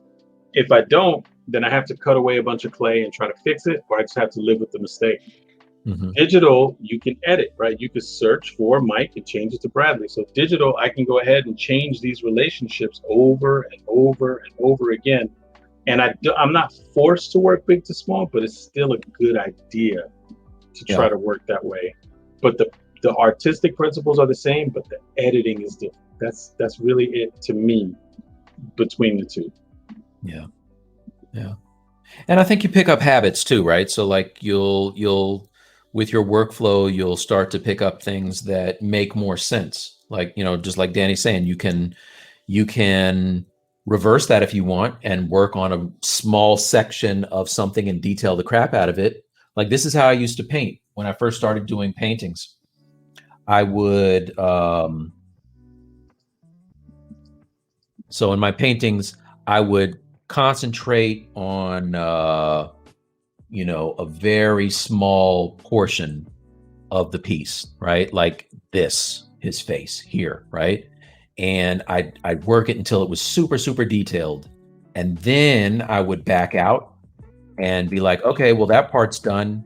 And then I would look at the rest of the work and I'd be overwhelmed, right? It's the same principle as when I was little and my mom would come in and I have shit all over the place and she's like, clean your room. And I got Legos and Star Wars guys and stuff all over the floor. And I'm like, I'd sit in the middle of my room, no lie. And I'd be like, I don't know where to start. So that's kind of the way it is with paintings and with sculpts with me now, right? I picked up better habits. So what I'll do now is I'll block out the entire painting and just get all the tones right. And then as I have that, imagine it's like a render like Keyshot where it's doing, how it thinks about it and it like cycles up the resolution. So where at first it's like big blocks and those blocks get smaller and smaller and smaller until you have like a really dope like render. but it takes a while to get there. That's how I work now. So I've learned how to do that with painting, with sculpting, and that's translated into working with physical clay, or painting on canvas the same way. These are habits that migrate between the physical and the digital world, and it just helps you to increase your workflow and just become faster and better, more efficient, I think. Yeah. It's so like there's what you're describing, I think, when you work from big to small like that, like when you see any drawing tutorial, right? You draw the egg first, if you're drawing a face, right? You draw the egg first, and then you start working your way out from that egg. And they tell you explicitly, don't start with one eye and work your way out. Right. You get to people who have developed an understanding, right? Kim Jung-chi, his understanding of shape is that he can start with a nail and then work out and build a whole character from just their nail. Yeah. But he's developed that understanding to do that. For most of us, the reason you make that egg is so you can check it. People look at it and they don't think about it as a step, like, why am I doing this, right? And it's like, you make that egg so that you can check the direction and the size and the proportion of the head. And only in your mind, when you go, yes, this is what I want, should you move to the next step, right? But most of us just do it out of memory and just go, oh, okay, yeah, you do this first. And you don't think about why you're doing it. And when you develop better habits, like Mike is saying, you start asking yourself, why am I doing this? And is this right? That's a big thing, Yeah. Yeah. And it's something that, it's hard to do, right? Because we get into habits, just like with everything in life. We get into habits. We either have bad habits or we have good habits. And sometimes when we have bad habits, they're hard to shake, So we could be doing something and a friend of ours who's coming and looking at it with fresh eyes would be like, Danny, be like, yo, Mike, why are you spending so much time doing that thing that way? And I'm like, get out of here, Danny. I've spent a lot of time on this. I don't want to change it. Right. Like, I had a friend who was telling me that piece I just showed, I have the wrong trophy. Like, I got the trophy for Italy and the piece is for a magazine that's out of Monaco. And so he was just like, he's like, dude, you want to have the right trophy in his hand. So I was like, man, I spent all this time painting this damn trophy. I don't want to go back and change it. So I was feeling some kind of way because he caught me right as I just finished and I was all happy with myself, but I slept on it. And I'm like, you know what? He's 100% right. So now what I'm going to do is paint that trophy out and do it over again. But I could have easily been like, I ain't changing anything, man. Like, I'm happy with it. He's going to have to live with it regardless. So it's just getting into being able to take criticism it's a big deal. And I think as artists, it's not easy for us to spend, tens of hours, hundreds of hours on something and then have somebody point out something which rightfully is wrong with it. And for us to say, you know what, I'm going to change that thing. You're right. But then as you do it more and more, and as you become more, I think it's a maturity thing too. You know what I mean? Like, Danny's worked in the industry long enough to know that, nobody's telling him that to hurt his feelings. They just want the piece to be the best piece that it could be. Yeah, it's not personal. So I have two questions, guys, that I'm going to quickly go through. So this one, again, from No Pain, I kind of answered a little bit in the chat for him, but just wanted to let you guys know he asked this question. Where do I download these types of software? I need to 3D model now. I greatly appreciate the knowledge. #Stylish League. Pray signs. So awesome. I sent him links to ZBrush and to Blender so he can check out. So that answered that question. And can he download a demo? He can download a demo of ZBrush to just play with, right? I think is Core free. I'm not sure. I'm not sure if ZBrush Core is free, but Core is there, and he has Core Blender. Mini. Those are two options. Core Mini, and he has Blender. So those are two options that can get him started. Okay. Got another question here. Mike and Danny, what are some of your favorite ZBrush features, and how do you use them? Oh, sure. You go first. All right. So this is the thing. Like they always come out with new stuff they're not like Madden upgrades, you know what I mean? Like they're real ass upgrades. But it takes me a while to implement them into my workflow. So I already know for a fact that the way that I did the spider on his back, I probably could have done it more efficiently had I used the new mesh extract features and things like that. But I'm not quite comfortable with those yet to pull them off, right? But I like them. I played with them. Mesh extract is dope. As the new feature, the mesh balloon, being able to just like, dude, it's crazy. You're just drawing out shapes with the mask, and it's a form that's there, so you don't even have to start with primitives anymore. You can just kind of sketch out stuff with the masking tool, and then you're good to go. That's probably one of my favorite features. You're talking about from the latest release, or just in general? I think he's saying from overall, like, what's your favorite ZBrush features and how do you use them? Yeah, so the thing that I use the most is probably jumping between Sculptris Pro and the Z remeshing features. So like I love the fact that you're not locked into the topology that you have on your model. And for somebody like me who doesn't particularly like to hop over to Maya or Blender or whatever and retopologize my dude, I love the auto retopological tools. Like those are really fresh. So, I can go into an area that's really kind of crazy that would normally give me a hard time and sculpt with Sculptris Pro and get all of my detail in there, get all of the stuff that just doesn't follow the topology of the thing at all. And it looks great.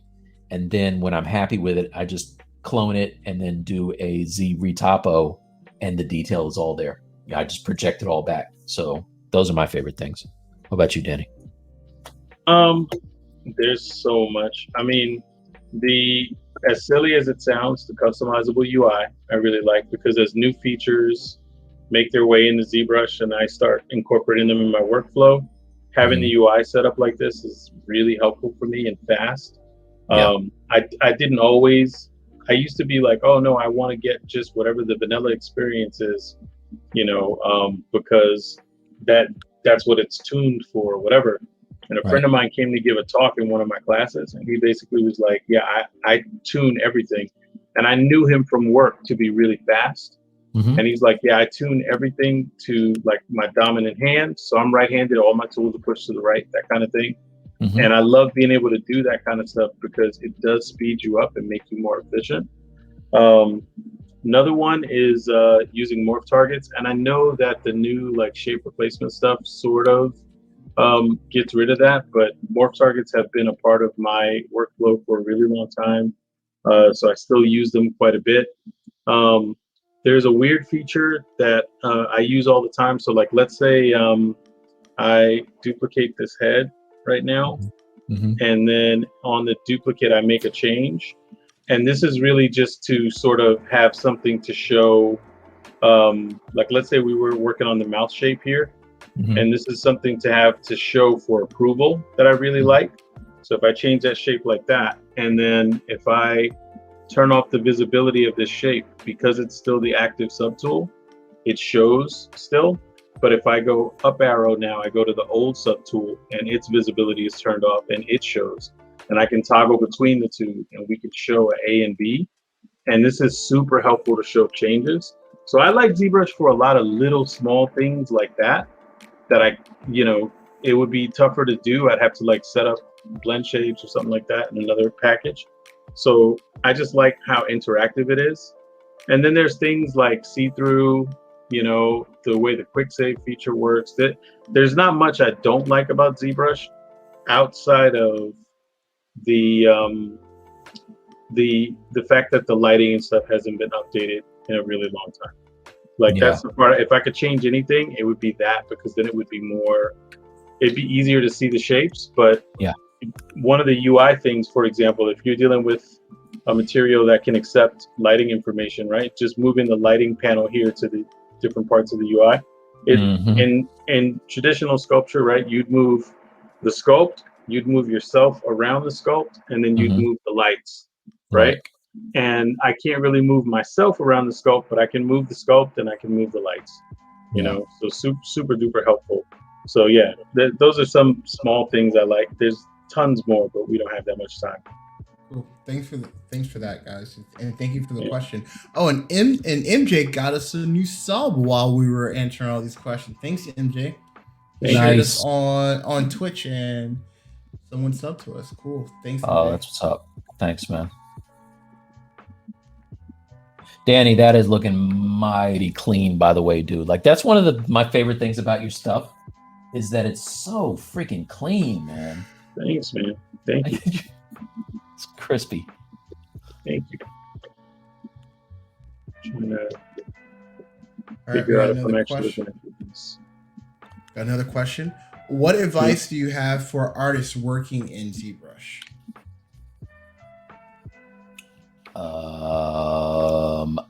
I think Danny gave some really good advice earlier where he was saying basically pay attention to the people whose work you like and look at their techniques, you know? So like when I was learning, I did that with Ryan Kingsley. I was a big fan of his anatomy, and he did this thing too. I think I was talking about it either in a stream or I might've been talking to you guys about it or something, but he did a thing where he would work on like low subdivision level. So like he would have something in a low subdivision level where it looks really pixelated, and he would sculpt in the details, and then he would pop up a subdivision level and it would just appear like freaking magic, man. I was just like, oh my gosh, it's so awesome. But yeah, there's pay attention to the guys who are doing what you want to do.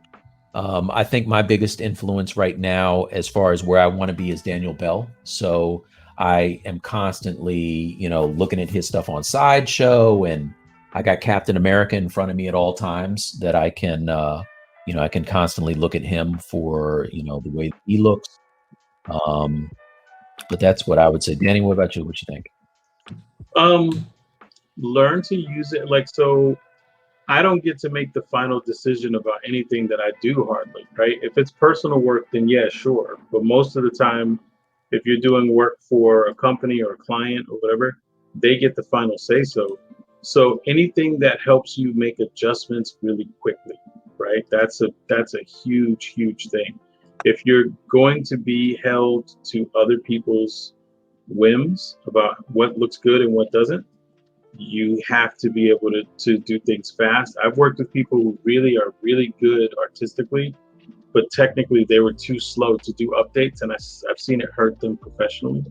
So learning to be able to work in a workflow that allows you to make change really easily and communicate and show that change, because it's all visual communication at the end of the day. So when other people are looking at your stuff, one of the things that they're consciously or subconsciously thinking about is, does this hit the messaging that I want to send out to the world about this thing, this product or whatever? And if yes, then you did a good job. And if no, they're going to ask for adjustments, and you need to do that quick. So I don't know, that would be my advice. Cool.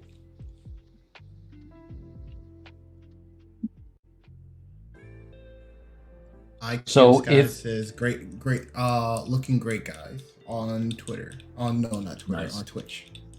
Nice. Thank you. So listen, if Twitch love tonight. That's what's up, man. So if you guys have come into the stream and missed the announcement, from today forward, it's no longer going to be Mic Drops featuring Danny Williams and Brad. It's going to be the Stylus League, where we all are part of this collective, and this is the format from now on, right? Which is I was telling you guys this a month ago when we had Danny on the first time. Like, the chemistry is so dope. and the fact that we all are genuine fans of each other's stuff. I we're answering questions in like just a rapid fire from two different perspectives. Danny has been on the industry side, making incredible animation for video games and film and all this other stuff. I'm coming from a standpoint of illustration and doing package design and more 2D type stuff. So this is what it is. Stylus League from now on, you guys. Please leave comments in the the where you would leave a comment, I guess in the comment section. Is that what it is, you guys? Yes, sir. Yeah. Is that what you kids are calling it now? Is that what the kids are calling it? That's what they call it. That's what they call it. The comments section. Yeah. So tell us what you think of the new format, what it's going to be, what we're doing tonight. This is the tip of the damn iceberg for real. Like, you guys are getting a taste of Stylus League. We got some stuff for you.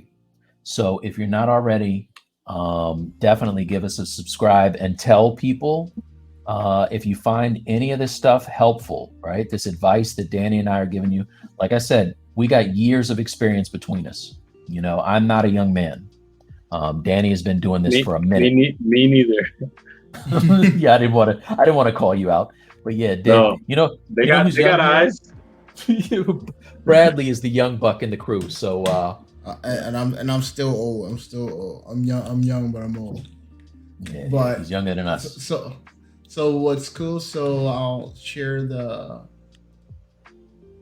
so you guys take a minute and take a look at No Pain's gratitude to you guys. Nice. That's what's up, man. We're gonna cut and paste that out on social media. That's what's going on. Thank you, man. Thank you.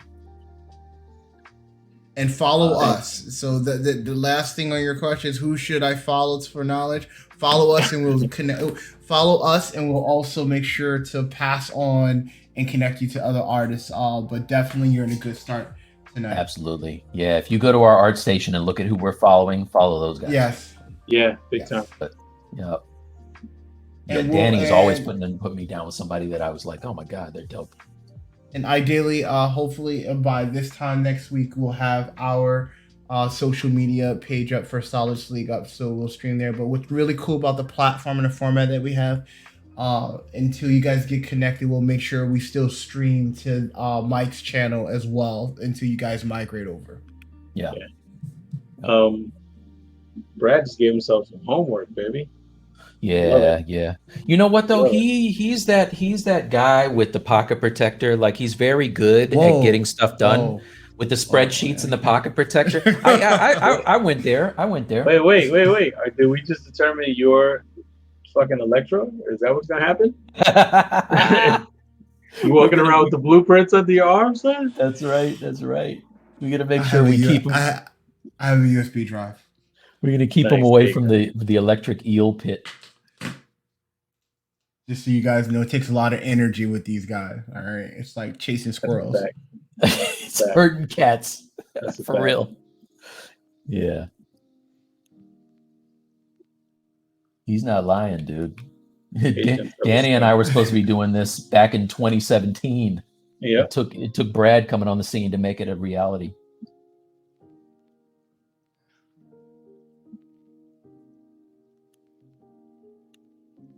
So, again, for those, because we have some new subscribers that are following us on Twitch. Thanks, MJ. Mike has a Gumroad out, and for his anti-venom, it's on pre-order to the end of the month for $25. If you take a look at the content he's dropping and you look at similar pre-orders, that price, you can't beat it.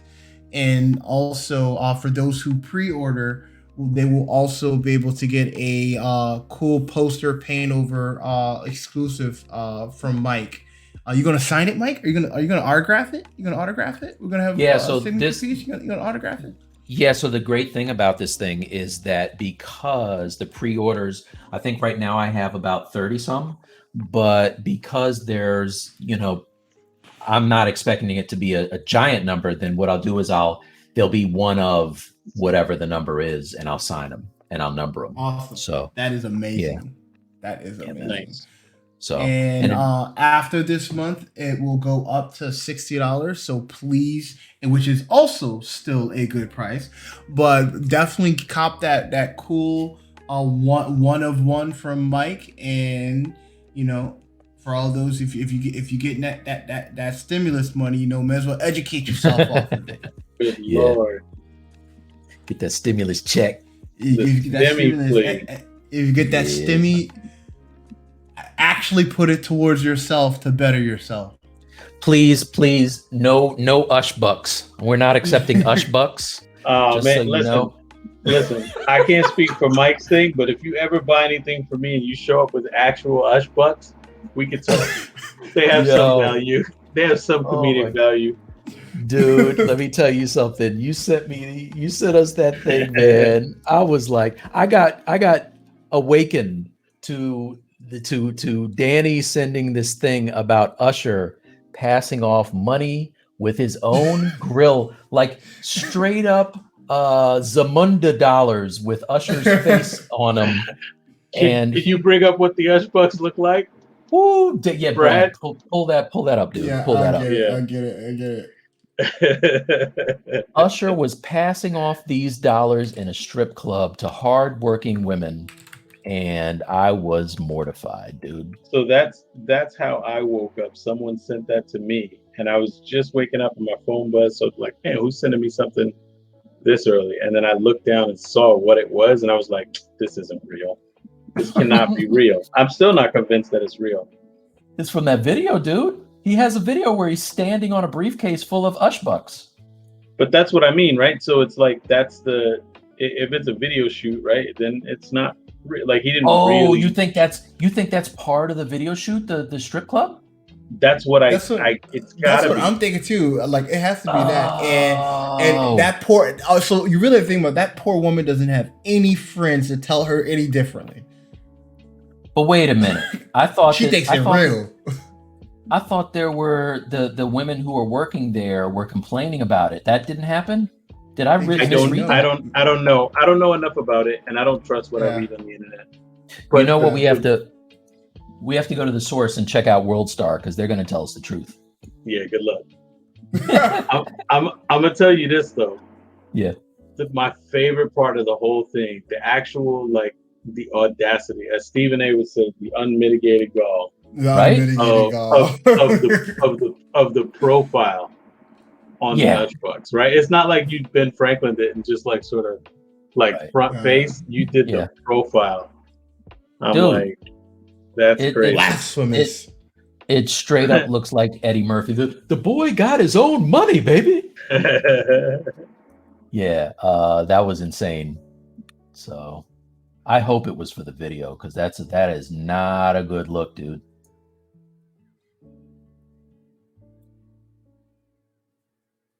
Also, it's not like you got your face on there. It's very easy to see who turned in the fake money. It's not like it's just counterfeit bills. Yeah, it's a thing. It's pretty crazy. Yeah, and the quality of those Usher dollars are very high quality. To just say it's not for some type of production. Like if he just got that done, I'm about to die. They look real legit though. They look real legit. And the thing about it too, I didn't think about. So you guys just ruined this whole thing for me because I thought that was the real story. When I worked back in the day, one of my first jobs was working at a print company, and we did flyers for mom and pop pizza shop places, right? There was a thing that we were working on, and I needed some money for a reference. So I was just going to do a photocopy of money and I was just going to enlarge it or whatever. Dude, they freaked out. They're like, you can't make copies of money. You have to make them comically large. You can't just make them 120% or whatever. So his stuff looked so legit. There was a guy in college so I worked in the computer center for a while at college. When I was in college, and there were a bunch of people that worked there, whatever. And there's a guy who was one of the like heads of the center who I knew I would speak to every day, whatever. And I was doing I had a class where I had to do a graphic design layout, and I needed to incorporate money into it. So I was scanning the back of a dollar bill. Yeah. And I had an Illustrator file open right there to be able to, put it in the background. And instead of coming to talk to me, he just walked by and called security. And security came and was like, "Hey, what are you doing?" And blah, blah, blah. And I'm explaining and I'm showing it to them and I'm showing them the layout and whatever.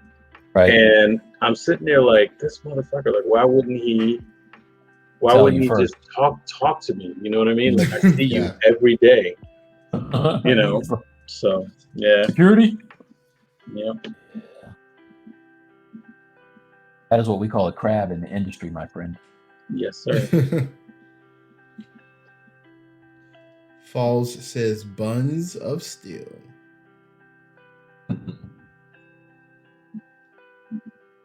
Yeah, so what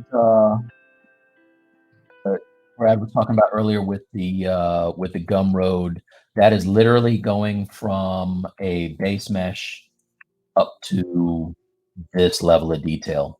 So it's a lot of video. The thing that's taken me the longest is chopping it down from however many. I think I got like 30, 40 hours now, getting that down to like a 10 to 20 hour format, and then doing the narration over top.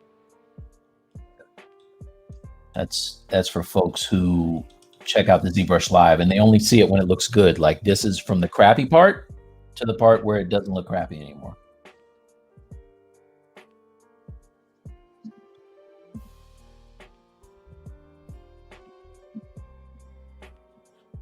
Danny, you're all caught up. You saw, and oh no, you didn't. You saw Winter Soldier. So when are you gonna watch Invincible, man? I don't know. Sounds like a watch party to me. Yeah. Right. So for me, I was basically like, you know what? I get up early. My wife gets up early, and I get up with her basically, and I work for a while before work, on like learning stuff and whatever. Like right now, it's a lot of Blender stuff, whatever. And I usually put something on then. Yeah. So yeah, maybe that'll be the new thing that I start putting on. So you said you saw Comics episode Legend. 1? Quick question. So Comics Legend says, what is the deadline for the pre-order? The deadline for the pre-order is the end of this month. Yeah. So you have until just April 30th. Yeah, and just bear in mind, sooner is better than later, only because if I'm going to shout out pre-order people in my social media, I'm probably going to do that like right at the end of the pre-order. And, obviously I don't want to have a whole bunch of stuff that I have to add at the end. Be nicer if I had a list right now. He says, thank you. Comics are here. She said, thank you. Nice. Yeah, Danny. So did you say I know I keep coming back to this. Did you say you saw one episode already, or you haven't seen any of it? Just the first one. So the end of the first one doesn't have you wanting to binge? It didn't hook you? It did, but I got this little thing called work and meetings. So I watched it when there's like my calendar's full, Right. But believe me, if it was up to me, boy, I'd be watching the whole thing. Yeah, no doubt. What threw me off the first one, like before, like it's getting ready to go off, I'm like, it did not warrant it like rating of like mature audience and stuff like that. And then it took a dramatic turn before the credits roll. I'm like, that's crazy. Dude, so I started reading. I was so hyped after I saw the first few episodes that they're having a sale on it on Comixology. So I went and picked up the first. There's like, what do they call them? There's like 4 or 5 omnibuses already, or omnibuy, whatever the hell it is. So I picked up the first one, which is I think 50 issues. Dude, holy crud! It goes so hard. Oh my gosh, man. And I wish I hadn't read it because now I'm like, oh my gosh, they're sticking to it kind of close. So I feel like I spoiled it for me. Wait, Also. are they? So that's gonna ask. Is the cartoon series sticking pretty close to the comic books? It's probably the most what do they call it? The closest adaptation that I've ever seen to a comic book. Oh wow. Yeah, it's I'm that. not reading those. those. They make slight changes so far, but so far, like it's really there's one thing that happens in the graphic novel that hasn't happened yet, and I hope it doesn't because it's a terrible thing. It's just so terrible. But yeah, it's dope. All right, so to date, and I know the sample size is different, but to date, one's got to go. The Boys or Invincible? Which one? Which one gets to live? Wow, man. I mean, I don't think you have Wow, enough that of is Invincible rough. yet. We have 2 I know. years. We have 2 seasons of The Boys, man. I know the sample size is, I'm just saying. Yeah. Well, especially because you read ahead 55 years, so you know what's happening all, 99 omnibus versions. So, what do you think is going to be the? I'm on issue 7, player. This all happens. This all happens in the first 6 episodes. Okay. Issues. What about The Boys or Umbrella Academy?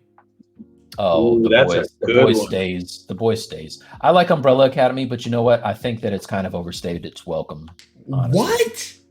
I'll go Umbrella Academy, but only for one reason. It's because I have tons of stuff I could watch by myself, but that's something I could watch with my little one.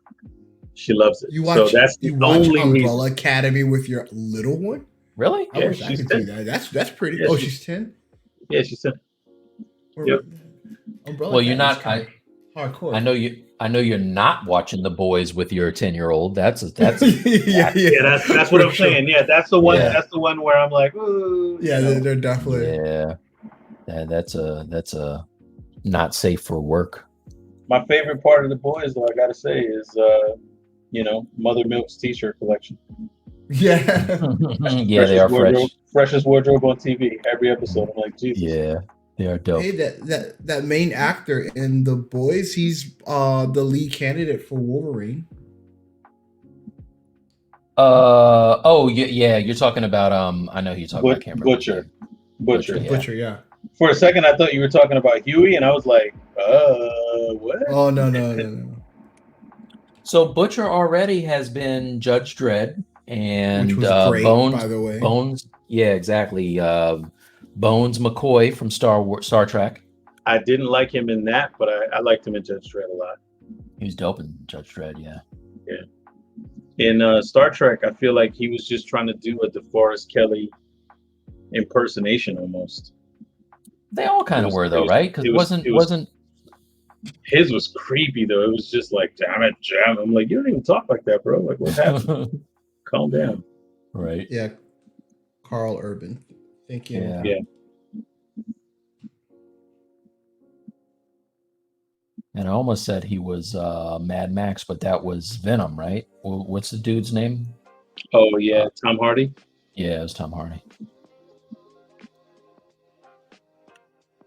So I'm convinced that Tom Hardy only takes roles where his voice can sound funny. Mm-hmm. Yeah, that's kind of his thing. You know what I absolutely hated him in as Bane? I think I actually don't like that Batman movie. Wait, the Christopher Nolan Batman? No, that one in particular. What Dark Knight Rises? Oh yeah. That one. That was the weakest of them all. I'm not a fan. I gotta say though, there's not much about the events of the whole virus thing that sort of make you raise an eyebrow in a good way. But that meme of Bane as a visionary, have you guys seen that? No. It's like, it's got a picture of Bane, right? Like he's wearing the Sherling coat and he's got the mask on or whatever, and he's like, got his arms out like this. And it's like Bane, he was, he locked down a city. He always wore a mask. And he, fought against, the tyranny that was created by a bat. and it was like visionary. You know what I'm saying? And I was like, wow, that's pretty crazy. good. That's pretty good. That is. The internet remains undefeated. Absolutely.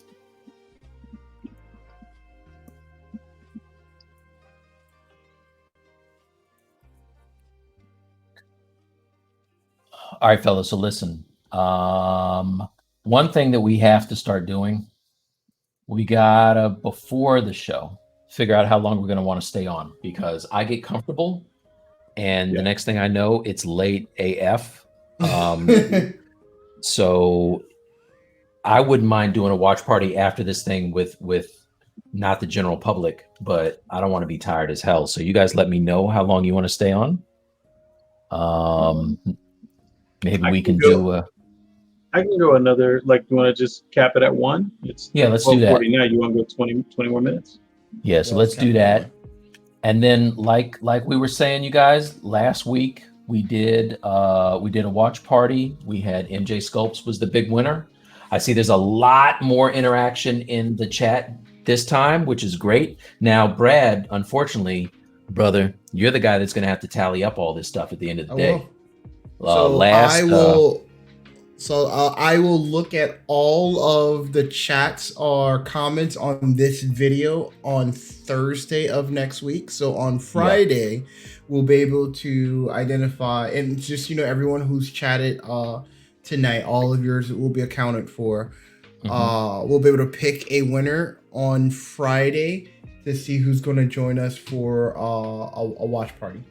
Yep, and we'll be watching Mortal Kombat, the new HBO Max. Fight! And Danny may or may not be there. Danny will begrudgingly be there. He will begrudgingly be there. I'm not. We're saying right now, it ain't happening. Part of your duties in the Stylus League is you gotta suit up and show up, brother. No, sorry.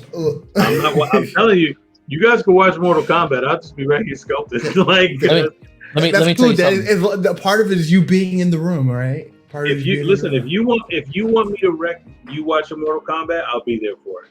I'll wreck it. That's really what's gonna happen. Yes, sir. So to kind of help you with the comments, I would ask that in the comment section you write what you would like for the Stylus League to do in the future. If you post any questions for us, that's either more, we would prefer that's art related to answer those questions, but that will help us judge engagement from everyone, and we look forward to that, and we look forward to selecting the winner on Friday of next week. And definitely, chime in, let us know what you think about the concept of the show, the fact that we have this this group of fellas here that are just making it more interesting and more dynamic than just watching one dude sculpting the same thing over and over every week. You know what I mean? Put that in the comments, and we have some ideas of what we would like to do, but getting some feedback from all of you would be greatly appreciated. Yeah. And tell a friend. Seriously, we want to, like I said, this is bigger than just a place to come and just check out people kicking it on Friday. This is going to be a community. All right. Danny, a lot of you guys don't know this. Danny was the he had a little thing back in the day called the Lunch Crunch that became massive. And it was a place where folks could get together and knock out sculpts on their lunch break and just have a good time, just kind of kicking it with each other. And it turned into a giant thing. So that's what I'm looking for this Stylus League to become, is the next Lunch Crunch. Yeah. Yep. I wish I never closed Lunch Crunch. Yeah. Sad. That's all right. We can pick up the 2021 version, dude. Absolutely. People miss that, man. That's all people used to talk about when I first started working on ZBrush.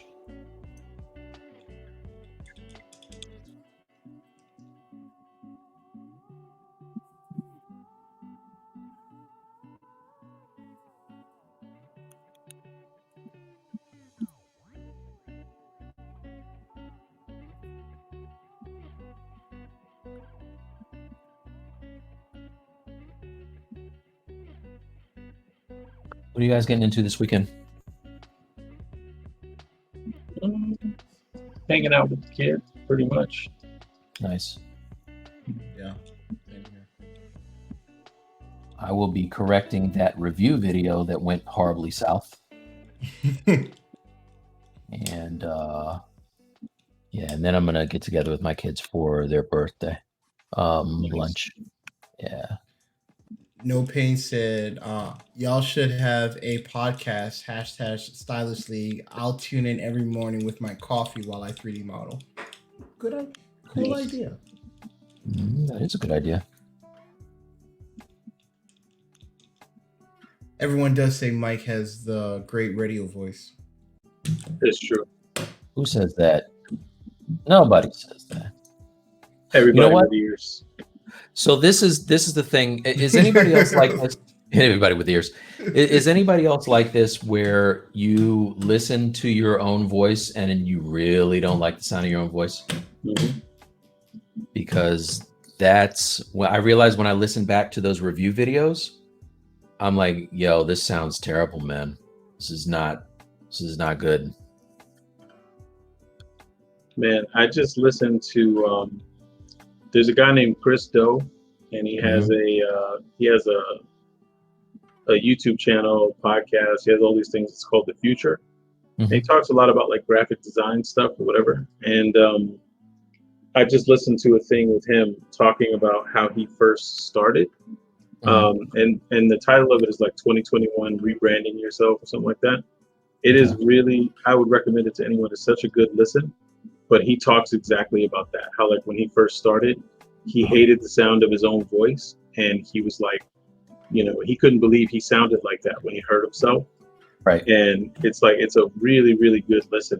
All the mental hurdles he had to go through to get over that stuff to be as successful as he is. It's a really, really good listen.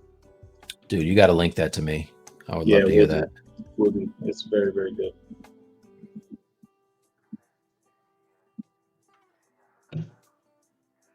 Oh man, cool news but sad news. But Michael Jordan's gonna induct Kobe into the Hall of Fame. I saw that. Oh, how cool is that? That is like amazing. David Robinson is inducting Tim Duncan, and I can't remember who Isaiah is inducting, but Isaiah and Michael are going to be in that green room together, baby. It's going to be awesome. Yeah, right. Yeah. David Robinson in the middle, just awkwardly trying to talk to both of them. Oh, it's yeah, talk to both of them. It's like about that documentary, Jordan. Yeah, how's your day? Yeah, but that's really cool. Yeah. Yeah.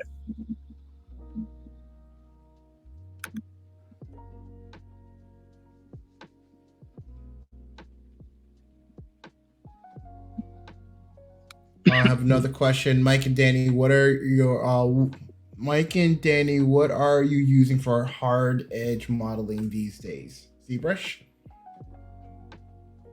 I do. I know that that's only because I'm not really a good Maya dude, and Blender I haven't even really started learning yet, so that's what I'm using. Yeah, I don't know Blender well enough, and I'm just way faster in Maya still. So Maya mostly.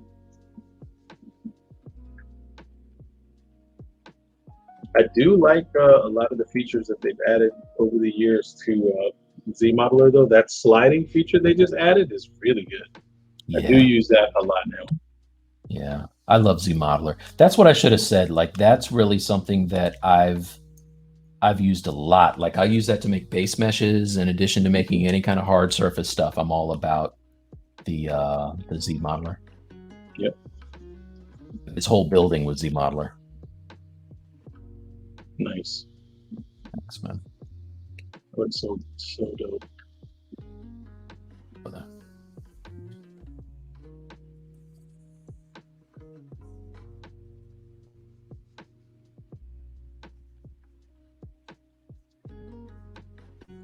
just realized what this music reminds me of. There's this dude. He's a chef in Canada, I think, and he has these videos on YouTube. that the production quality on them is insane. And he makes things like 72-hour roast beef and whatever. But it's like he always has this like really good like mellow soundtrack, and he's showing you all the steps for him doing it, but you never see his face. But it's like the actual production quality of the videos is so high. It's like, man, this dude is putting in tons of effort to make this thing crazy. Nice. Yeah, I always think of the what's the site that has the little raccoon doing her homework or whatever, like the animated, like I love that stuff, man. Like the chill out station or whatever. Like lo-fi shit. Exactly, lo-fi. That's it. Yeah. Torso said we should do some Z modeling tutorials would be awesome. And Discord asked, do you guys make or have any kit bashing IMM brushes available? I personally don't. I don't have anything for sale really. Yeah, I don't have any of those brushes, but I will tell you, go to what's his name? Bad King. Bad King. Go to Bad King. Oh my gosh, there's so much like awesome, so many really awesome things that you can download. Yeah, I do have ones that were contributed to like a monster set he did a long time ago. Yeah, but I don't know if that's still a thing or not. I don't know if that's still up on that site. Danny, we have a question. Someone's asking for the YouTube channel for the chef guy. Oh, hold on. Let me find him. If you pass it over to me, I'll post it up. Okay, yeah. I'll throw it in our chat on this side. Let me find it real quick. Let's see.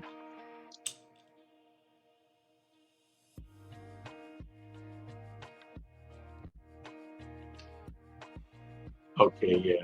Another question came in. Do you guys make a library of sculpts? Can you use that you use for later? Oh yeah, I'm always pulling stuff out of old sculpts to reuse. Always. I just never finished mine, so yeah. and I would say I don't. I'll probably use like primitives. There you go. There goes his YouTube channel. Yeah, his name is Alvin Zhao. I don't know if I'm mispronouncing his last name. But the music is this really reminds me of that music. Mm-hmm. That's for the chef guy.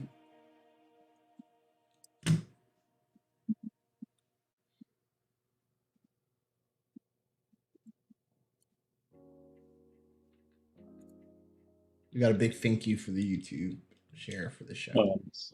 Yeah.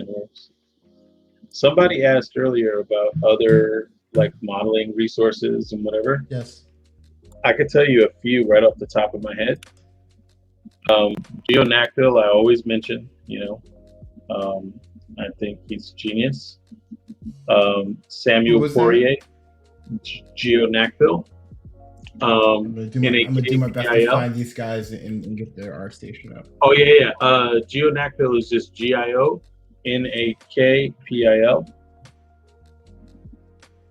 Oh yeah. And then the other guy, Samuel Poirier, is another person.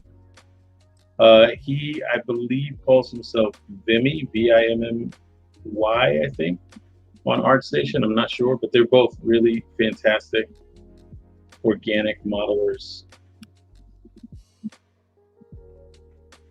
So, Brad, you know what I just thought of?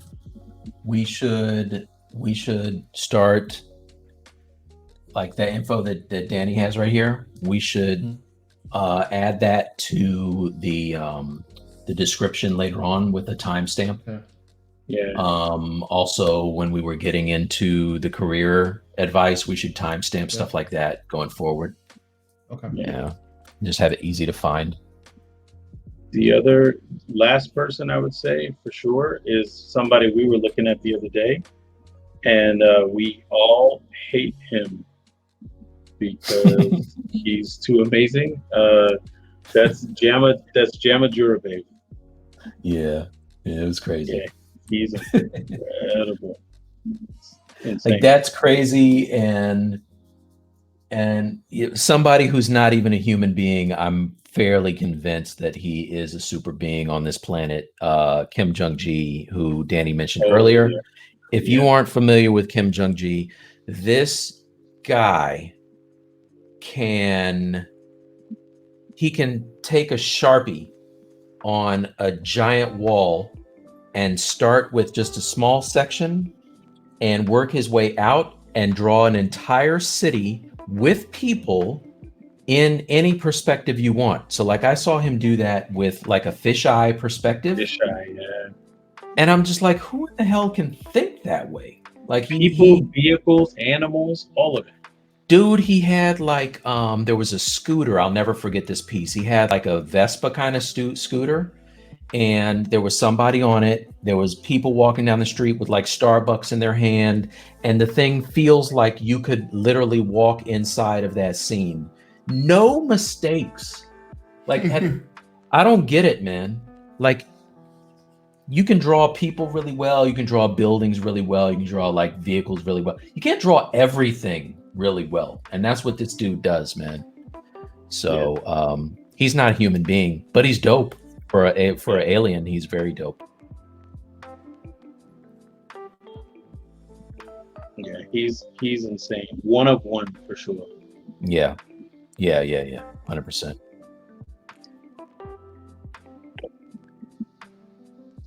And it's something that I just don't understand. Like somebody like Grassetti, you nailed it.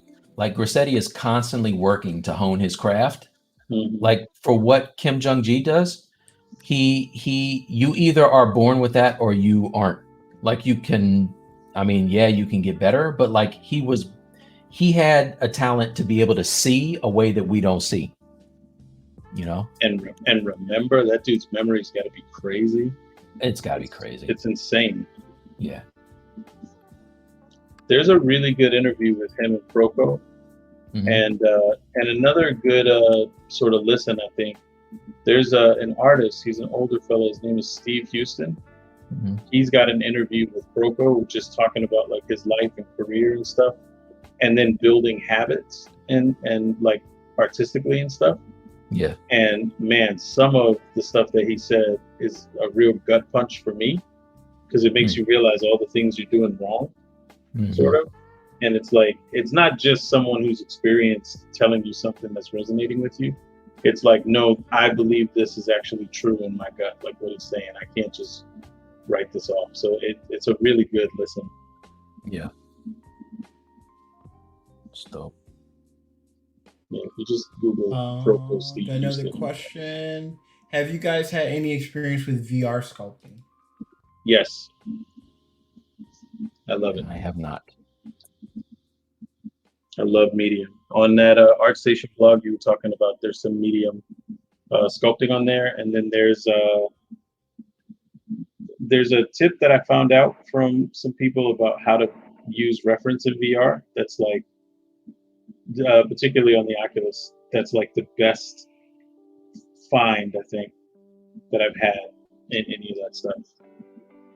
So that would be good to check out for people.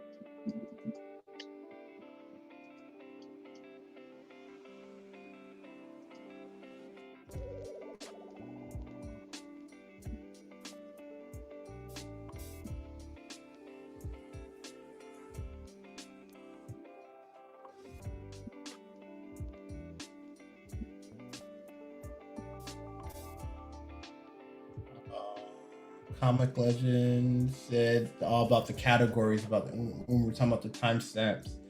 Comic Legend said it'd be nice to list it all in a Discord. That's phase 2 or 3. We'll get there. Yeah, we got to get on this Discord stuff. That's something that I'm gonna let you know. What, Brad? You can figure that out. You know my stance on Discord. Yes. We'll work through it. Yeah, we gotta work through it. The thing is, with the Discord community, you have to work it just like if you're working your own direct social media. Mm-hmm.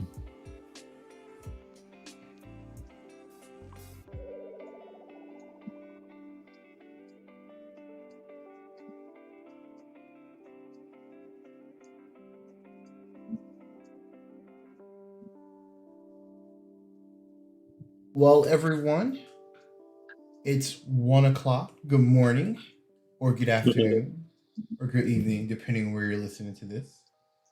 But thank you so much for joining us tonight. I know I had a good time. Yeah. How about you guys? Yes. Absolutely. Yep. So, just another, as we close house for tonight. Mike again has his Gumroad up and ready for pre-orders. Pre-orders will end April 30th. For everyone that pre-orders will get a one drawing from Mike for the with the anti-venom. Prices will go up to $60 come May 1st. Currently, pre-orders are at $25. And for those who are lucky enough to pre-order in time there's two phases of it, but enough to be mentioned on social media. Mike will do that, but at the very least, you will get the one-on-one signed drawing from Mike. And again, from this day forward, will be the Stylus League. Please look forward to our social media accounts going up. So when you throw those hashtags that will be linked to them, ideally before Tuesday, we'll at least have Instagram and YouTube up and ready to go. But thank you so much, everyone, for joining us. Yeah. Thank you very much, you guys. Yep. We will see you next week. And don't forget, comment often, tell people about the video for this week and to subscribe for more videos, and get your comments in because Brad will be tallying up all of them on Thursday, and we're going to have a watch party for Mortal Kombat where you can join Brad and Danny and I for some Mortal Kombat goodness when it premieres on HBO Max. Yeah, so and don't be afraid if you miss our social media links. We at least for a time we will also simultaneously stream to this stream channel. Ideally, everyone starts to link over to the to our Stylus League one, but we will still stream to Mike's channel, so we have that ability to still stream there and somewhere else. Absolutely. Brad, why don't you throw up some of the Stylus League logos so when people see them on social media, they can give them a big like and thumbs up. And when I'm going to be posting these on my Instagram, Danny and Brad will be doing the same on their social media. Through the list? Should I go through the list? Yeah, why don't you show them all, man? You want to do that? Let's sneak peek of things to come. All right. Actually, I got that sketchbook. You want me to show the sketchbook? Yes. Yeah. Let's do that. Way to look at it. All right, let's do that. Let's get this. All right, so we have some of the logos here. You guys can see that we got some hot stuff coming soon. We're gonna have this on paraphernalia. Definitely cannot wait to start streaming with a Stylus League shirt and coffee mug and cap and all that. These are all things that I personally want, not trying to sell them, but if you guys like them, at some point we're gonna have these things. Let's see, where are the rest of them? I got more goodness for you guys. Let's see. Maybe I'll just tease these and we'll show some more later on, but yeah, keep your eyes open. We'll be hashtagging Stylus League quite a bit, and when you see it, just please give us a like and a share. And there's more to come. All right. Have a good night, everyone. Nice. Thanks, guys. Hey, everybody. See ya. Take care.